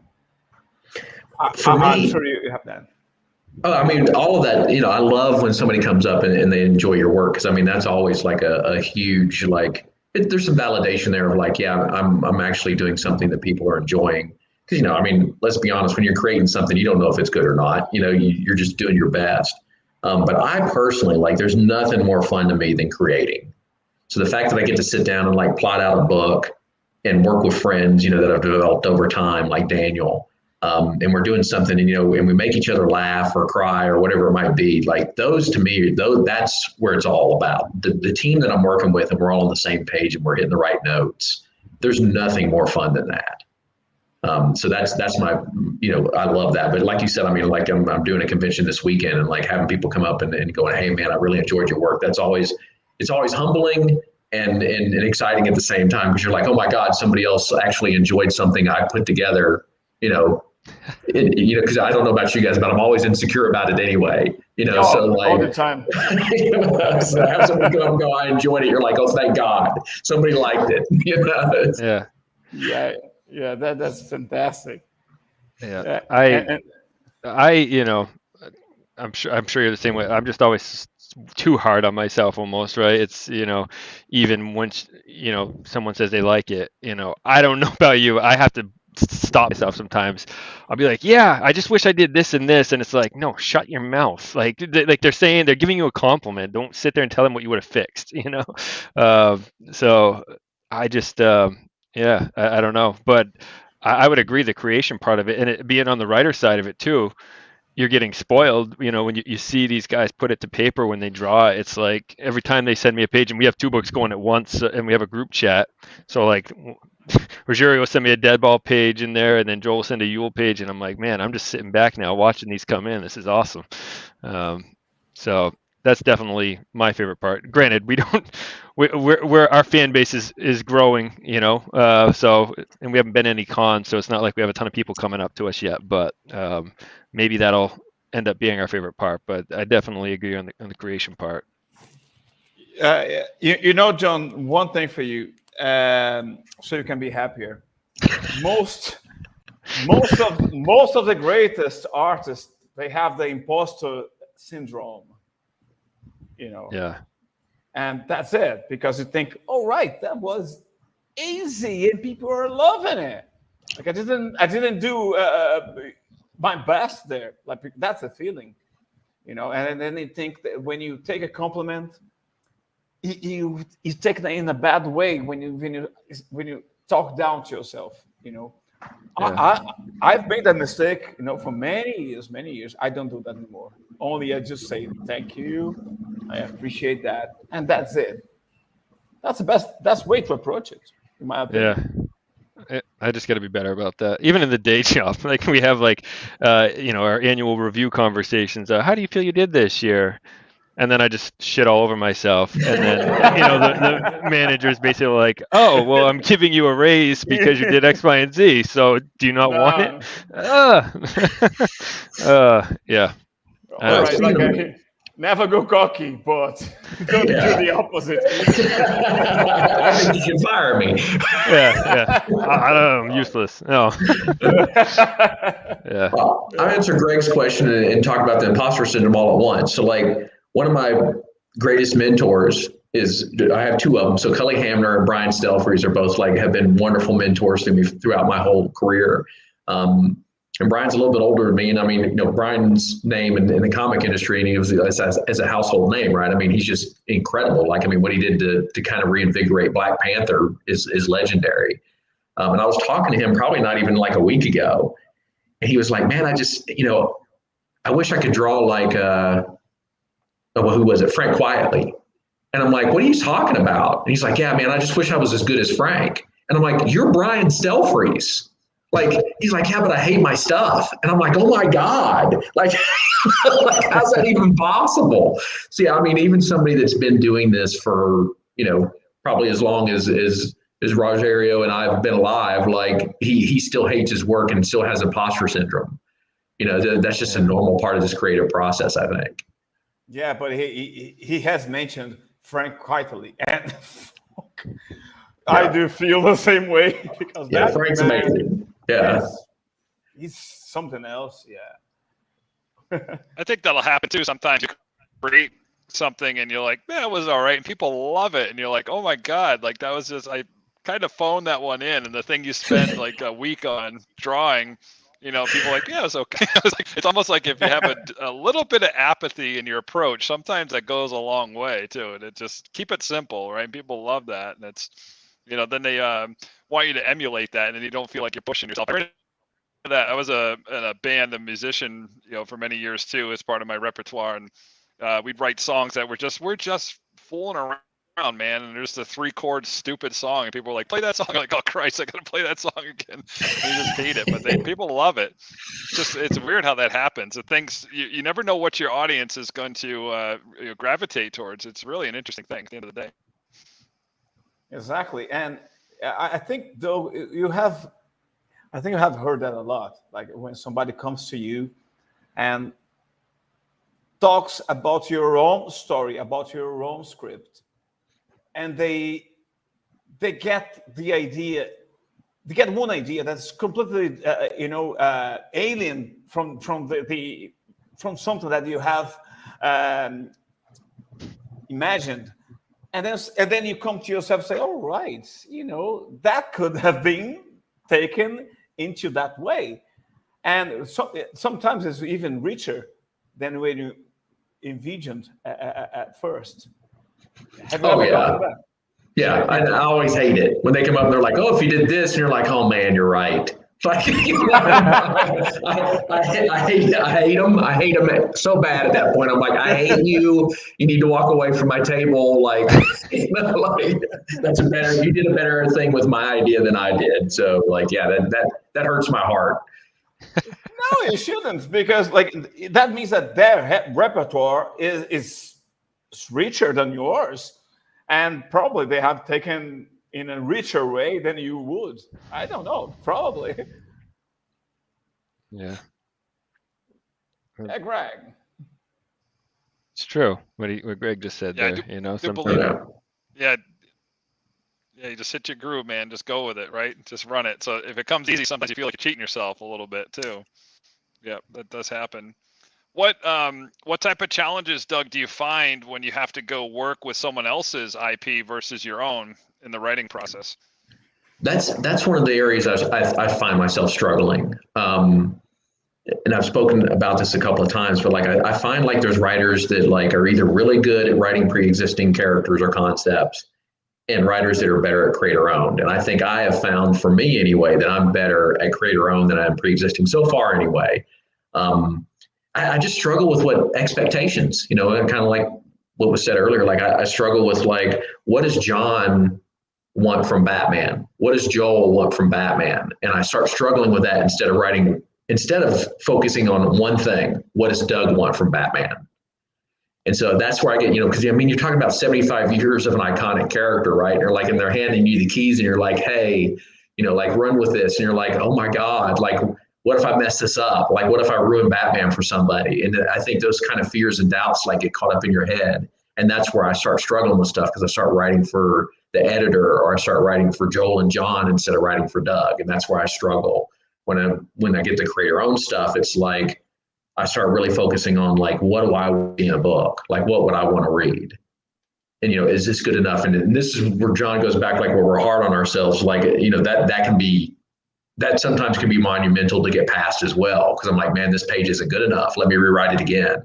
Let me rewrite it again. Let me rewrite it again. Mm-hmm. So the pre-existing stuff's tough for me, especially like when I'm not sure if I have the grasp on it, that maybe, like somebody else would, because I grew up, like if you handed me the X-Men, I think I'd have an easier time. If you handed me Aliens or Predator, I think I'd have an easier time because those speak to me. Well, if you were to go like, hey, we need you to write Wonder Woman tomorrow, I'd be like, whoa. I'm going to need at least a month to try to figure my Wonder Woman out. Yeah. What type of feedback are you getting from the editors when you do something like that? Are they asking for you to go back in and change that, or are they just kind of like, no, do Doug, or what does that look like? Oh, a lot of times they're pretty hands off most of the time. You're turning in stuff and they basically say yes or no. Like there's not a whole lot of like great feedback. And so, they give you yes and then you do it and then you're like, this could have been better. I wish the editor would have pushed me a little harder, kind of stuff. So they're usually really great about like letting you try to do what you want to do. But at the same time, like they'll pull you in and be like, hey, wait a minute, you can't do that with Batman. Like there's no way they were going to ever let me put a blow up doll on Batman. Unless it was like the Joker or Harley Quinn carrying it around or something, right? Yes, exactly. Yeah, but an Easter egg in the background. Yeah, but an Easter egg. Yeah. I would man. buy that. Well, I mentioned I'm doing the writing class with Scott Snyder, and he talked about when he took over Batman and the expectations on him, and I would probably crap my pants. Batman's my favorite character of all time. I would be so scared to ruin that. But he was talking about where the concept came from for Court of Owls, which anyone that doesn't know the story, it's about an underground society that basically shakes Bruce Wayne to his core. Like the Gotham he thinks he knows is not Gotham. Like there's this underground society and there's these unwritten rules that, he doesn't even know about. And the idea came to him because he said he always goes back to his situation and where he's at and in his life, like what he's dealing with. And his comparison was, I'm doing Batman right now. I think I know what Batman is, basically the analogy was, he thinks he knows it, but he doesn't know it, right? Like, so he was just, he told it better than I just did because I'm paraphrasing from like a month-old class, but the point is he puts himself in his real life situation and the issues he's dealing with and goes deep and tries to tie that into the character and see what sort of story can come out of it. So I thought that was great. And it made me start thinking when I'm even writing my own characters, like, what are my real life problems right now that I can pull from into this character's issues that he's dealing with, and maybe be subtle about it. Don't come out and say, hey, this is what I'm dealing with in my life, but so I don't know, I wanted to tell that story because I thought that was awesome, hearing his mindset and where he came up with the idea for that. Yeah, it sounds like he almost based it off of like, I'm taking over Batman and there's this secret society of these things called editors. And they have all these secret rules that they don't tell you about. It's an underground society that controls everything. It's like, yeah, there's some truth to that. Pretty much. Oh, man. What type of things did you run into that you didn't expect when you started working with an editor like that? Trying to think. I'd gone through like years of rejection, so I'd kind of done enough research to know what to expect going in. So I was kind of surprised I didn't get more like changes and stuff like that. But like, dude, what was great about him is I think you get intimidated because here's your first couple of gigs and you're working with an editor from somebody like DC. And so you're terrified that they're going to realize that they made a mistake. The imposter syndrome kicks in. And they're like super supportive.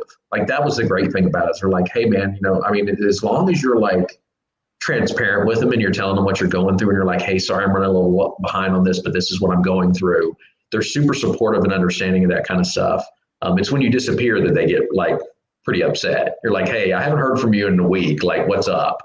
So it's just kind of like that personal, professional kind of thing that I think I didn't expect and surprised me when they're like, listen, if you're struggling with this, just let me know. Like, I got your back. We'll figure it out together. And that kind of stuff was what I wasn't necessarily expecting. I thought they were like, hey, if you don't turn into something great, I'm firing you. Wow. And it wasn't that case at all. They're like, no, I hired you. For me to fire you makes me look bad. You know, like, so, yeah. You know, so, yeah.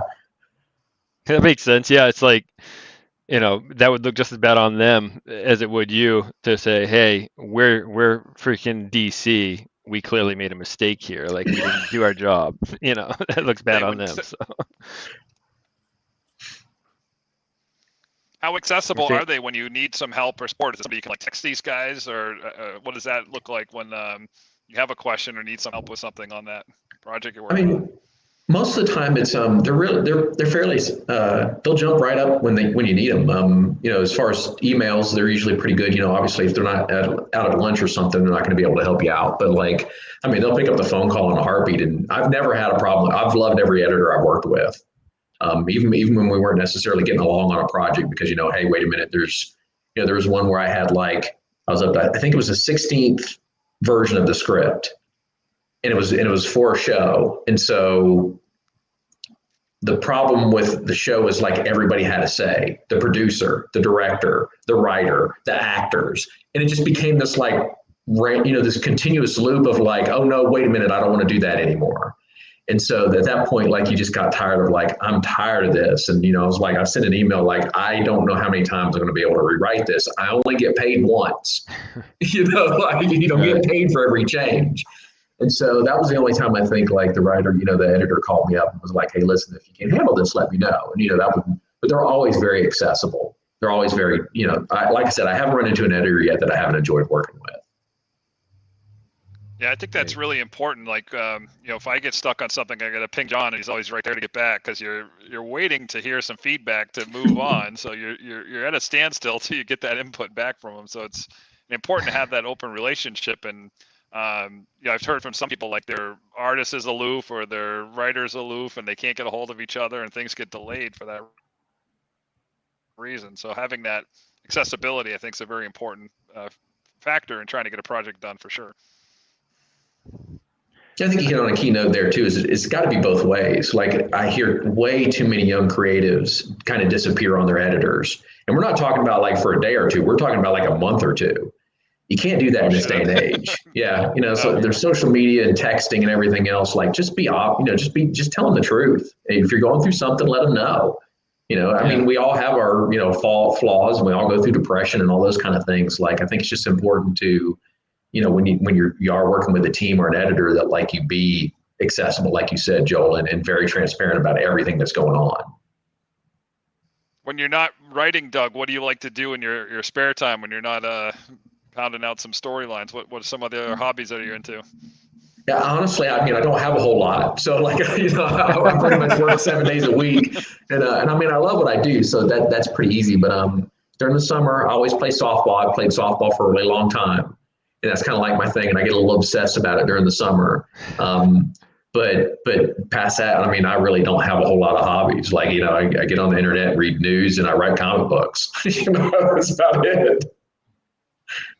What is your writing schedule? Do you have a schedule, like every day you're like, it's not about pages, it's about I'm writing from this time to this time? Or it's honestly, I mean, yeah, I get up at the same time every day. The first hour is always emails. That can kind of dictate a lot of the day, because, you know, obviously if you're like, hey, you got to get this done or this turned in. The one thing I think people don't realize, like, especially like with working with Image, the writer is kind of the manager of the team. Like, Eric doesn't ask Daniel where the pages are. Eric asks Doug where the pages are. And so like, I'm in charge of kind of like running the whole team and making sure everything gets done and gets done on time, and, you know, those kind of things. So there's a lot of administrative stuff that you don't realize you're going to bump into when you're the writer on a team. So that can, you know, some days that's an hour or two of my day. Some days that's 6 hours of my day.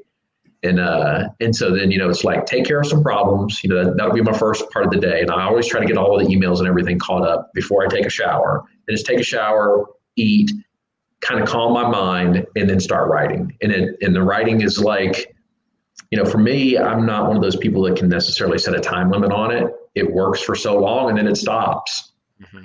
You know, I can be creative anywhere from 4 to 6 hours, and then my brain's like, there's no more coming. You know. All right. right. Guys, I'm going on a tangent here.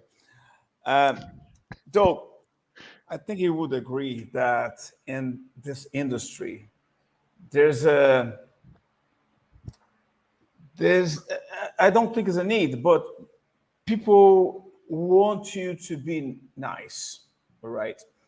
Like all the times I'm reminded that don't be an asshole, which which can mean a lot of things. Can mean a lot of things. Don't being an asshole. Sometimes you can just not being funny.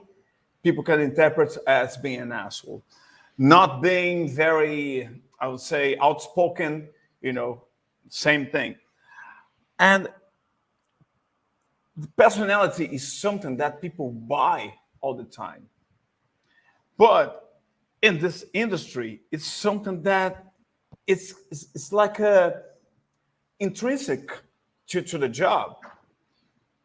And do you believe that that's fair? Because sometimes you can have so many great artists and writers, and they're not just nice people. They can be assholes, but if they do something which is great, don't you think that the market could embrace that? Instead of, like, all right, I'm going to pick this man because he's great, because he smiles a lot, he tells jokes. And I'm not going to pick that one because, I don't like him. I don't like his personality. And what do you think about that? I think it's an unfortunate. It's just society. I think that takes place no matter where you're at. I've had my corporate jobs. We can go back to talk high school and those kind of things. Pretty people get things for free. It's just that's how things work. The more popular you are, the more attention you get, the more people will come to you if you need help. If you're odd, and you need help moving, you find you don't get as many people as say somebody as pretty as Charlize Theron. Charlize Theron put something on Twitter and she said, "Hey, I need help moving." I think there'd probably be 1 million people that would show up, right? And if one of us put that on there, I don't, maybe 5 or 10, so I think that's just an unfortunate part of society and how humans work. There's unfortunately a aspect of culture and society that impact this. And so you can say, there's actors that aren't as talented as some other actors, and yet people follow them no matter what, right? I'm not going to necessarily speak to his writing talent, but The Rock has more charisma than maybe any other person on this planet. Mm-hmm. He plays almost the same character in every movie he's in, but yet people show up and every one of his movies make money. Is that fair? I don't know. It's hard to say whether it's fair or not, but I think it's just what it is. And it's, I don't like it as much as you. I think there's people that are mega talented and they don't get the following because they're more, their personalities don't shine, until you get to know them, or they're really quiet people. And it's just a shame because, like you said, they're just magnificent, massively talented people who should get more recognition, but they don't because they don't have the social media following or whatever that might be. Sometimes the guy that's going to disarm the bomb is somebody that you don't like. Yeah. This is the right fit for it. Yeah. That's something that, bugs me sometimes because, until this moment, we only have nice guests on the show, which is fantastic. I love it.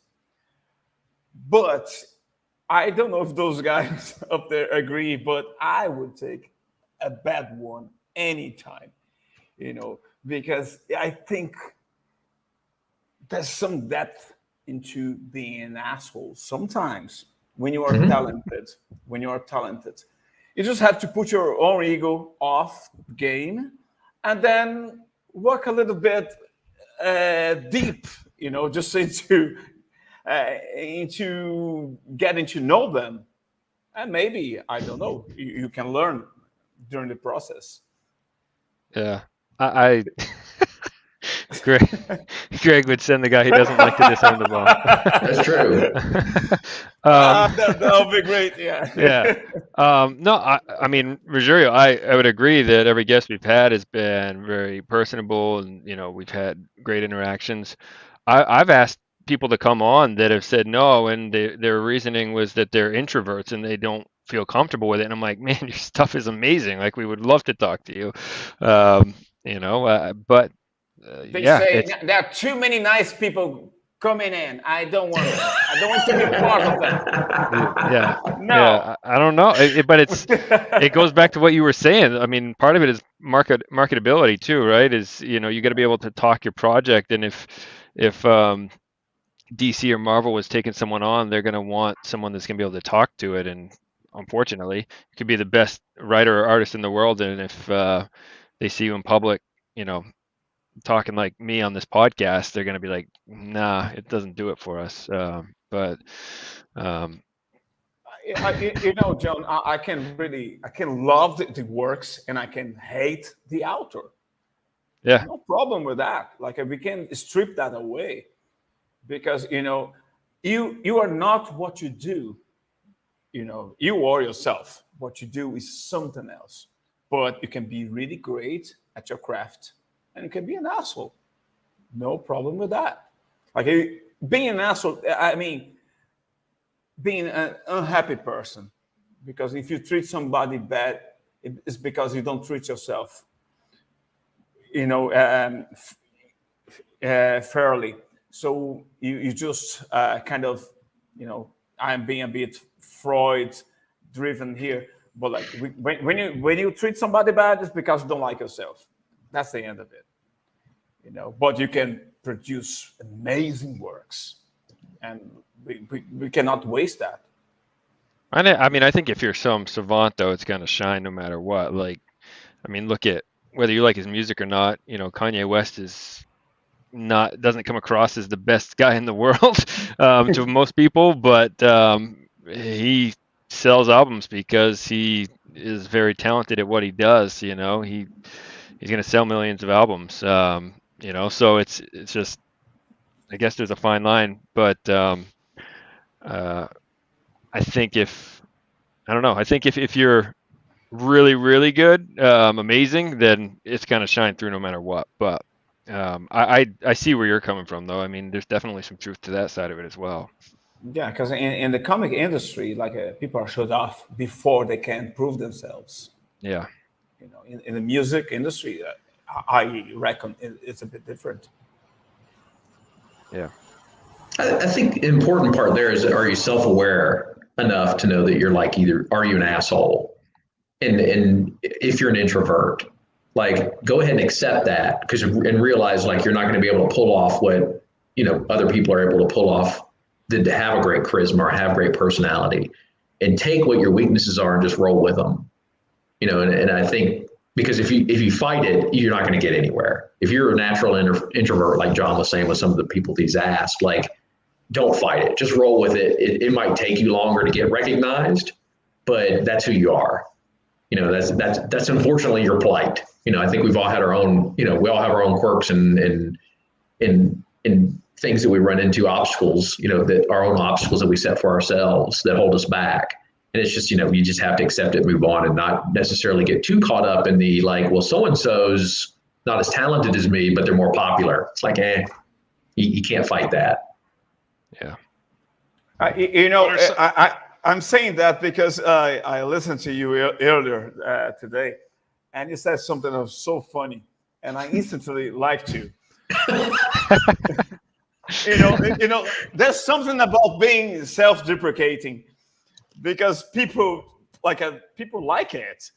You said, guys, you invited me to a podcast, and there's camera on. I'm a type of radio-looking guy. That was so funny. that was lovely. Like, that's somebody that I would like to talk to. And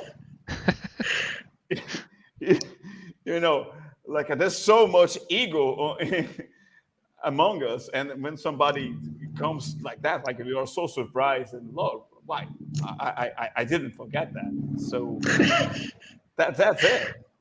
Nice. Yeah. You have the everything. You have ticked all the boxes. So that might have taken some, I'd say, importance into coming to editors and those guys and present yourself. Your sense of humor, I think, is a door opener. And I agree with you. I think editors and fellow creatives want to work with people that they want to talk to on the phone. Mm-hmm. And I think that's goes back to your point. Like, I mean, is it fair or not? But like, I mean, if you're an asshole and I don't want to pick up the phone and call you because I know it's going to be an argument the whole time. I mean, like, yeah, I mean, I can see where that would work against you. I don't want to work with somebody that I pick up the phone and have to argue with them every time we do something. Yes. That would be horrible. Yeah. And as a writer, like, it's not really hard for you to have a nice sense of humor. So I'd say, like, that's an asset. Oh yeah. Yeah. I know we're at the 2-hour mark, so I want to be aware of your time here. I mean, we've had shows go well longer than this, but so just to give yourself a chance to plug what you got going on. Obviously, Vinyl 4 comes out next week. What else you got going on right now? Yeah, I mean, obviously vinyl's coming out. That's my primary focus. Obviously, I'm not one of those people that can do like 4 or 5 books a month. So I just focus on one at a time. And Daniel and I have done like this really weird. The only thing I can say is, I mean, it was all inspired by Hitchcock, in his earlier movies. And we're actually going to do a Kickstarter for it that's coming out in about a month. Just because we didn't feel like it was your standard comic that like would have a good life on the stands, if that makes sense. Like it's just like this slow moving, like Hitchcockian tale, a horror story kind of thing. But like it's nothing like vinyl or plastic. There's like, it's not like super gory or anything like that. It's just a personal tale. And so we've got that coming out next month. And those are honestly like the only 2 things that I've got going on at the moment. That piques my interest. I'm interested in that too. I don't only read about crazy serial killers. So Thank God. I did make a comment on Facebook earlier about my favorite series from this past year that I read was Basket Full of Heads, and I don't know if you had a chance to read that yet or not, Doug, but it's it's great. Yeah, I freaking love it. And then reading your stuff, I'm like, man, like I clearly have a style here that I'm drawn to. But yeah, you have to get that out in therapy. Or in a Livid comic book. I haven't really gone to that extent yet. Ruggiero might argue otherwise. There's some stuff from Deadball that's crossing some lines, probably. But this is the guy that wanted to kill Santa Claus. Hey, wanted to kill don't Santa tell that part. Duel, so. They were going to come back. No, they were going to come back and rescue him. Character. Yeah. Well, they were going to go back in time and prevent it after the fact, but I thought it would be a big moment to have the villain kill him in an issue, and then I got like crickets from Joel, and I'm like, I might have to rethink this here. He's not responded to me. I don't know if 7-year-olds can handle it. I can handle it. I don't know if 7-year-olds can handle it. Well, at that point, geez, my desk's moving here. At that point, we weren't sure if we were going to go, straight up adult or want it to be family friendly. So, in my defense, we were still fleshing out the ideas there, but safe to say, he will not be killed. I got shot down by my co-creator and pretty much everyone. Maybe we'll do a one-shot where he gets killed. John Kill one-shot special edition. Nah, I'm good. I learned my lesson. It was a moment in time that sounded cool to me, and I still think for the right story it could get the point across, but not you. Yeah, that's a line in the sand that Joel drew. He's like, not Santa Claus, dude. Anybody else but Santa Claus. Pretty much. Kill all the elves. No, just kidding. All right. That was a great conversation, and just to wrap up the 2 hours, and we can go offline for a few minutes. And I want to thank you, Doug, for coming in. And I hope you many and many years of very creative and productive works. And I'm going to check out your new stuff because I didn't have the time yet because I'm an artist and I have to draw 16 hours a day. Not today. Today was only 12. And that's it. Thank you very much. Oh, dude, thank you so much for, and it's great to meet you guys all face to face too. Like, I don't know, I'm one of those guys that's kind of like dog loyal. So like, once I make friends, just so you know, like that means you're like on my friends list. I bug you all the time. So Yeah. Oh man, get prepared. I love it. It's Get a good prepared. ride. Yeah. Yeah. No.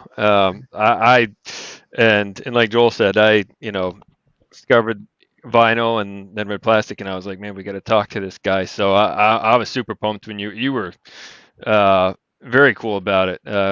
You were willing to come on, and so we definitely appreciate that. It's awesome to talk to people when, especially when it's something that you love. So that's cool. We appreciate it.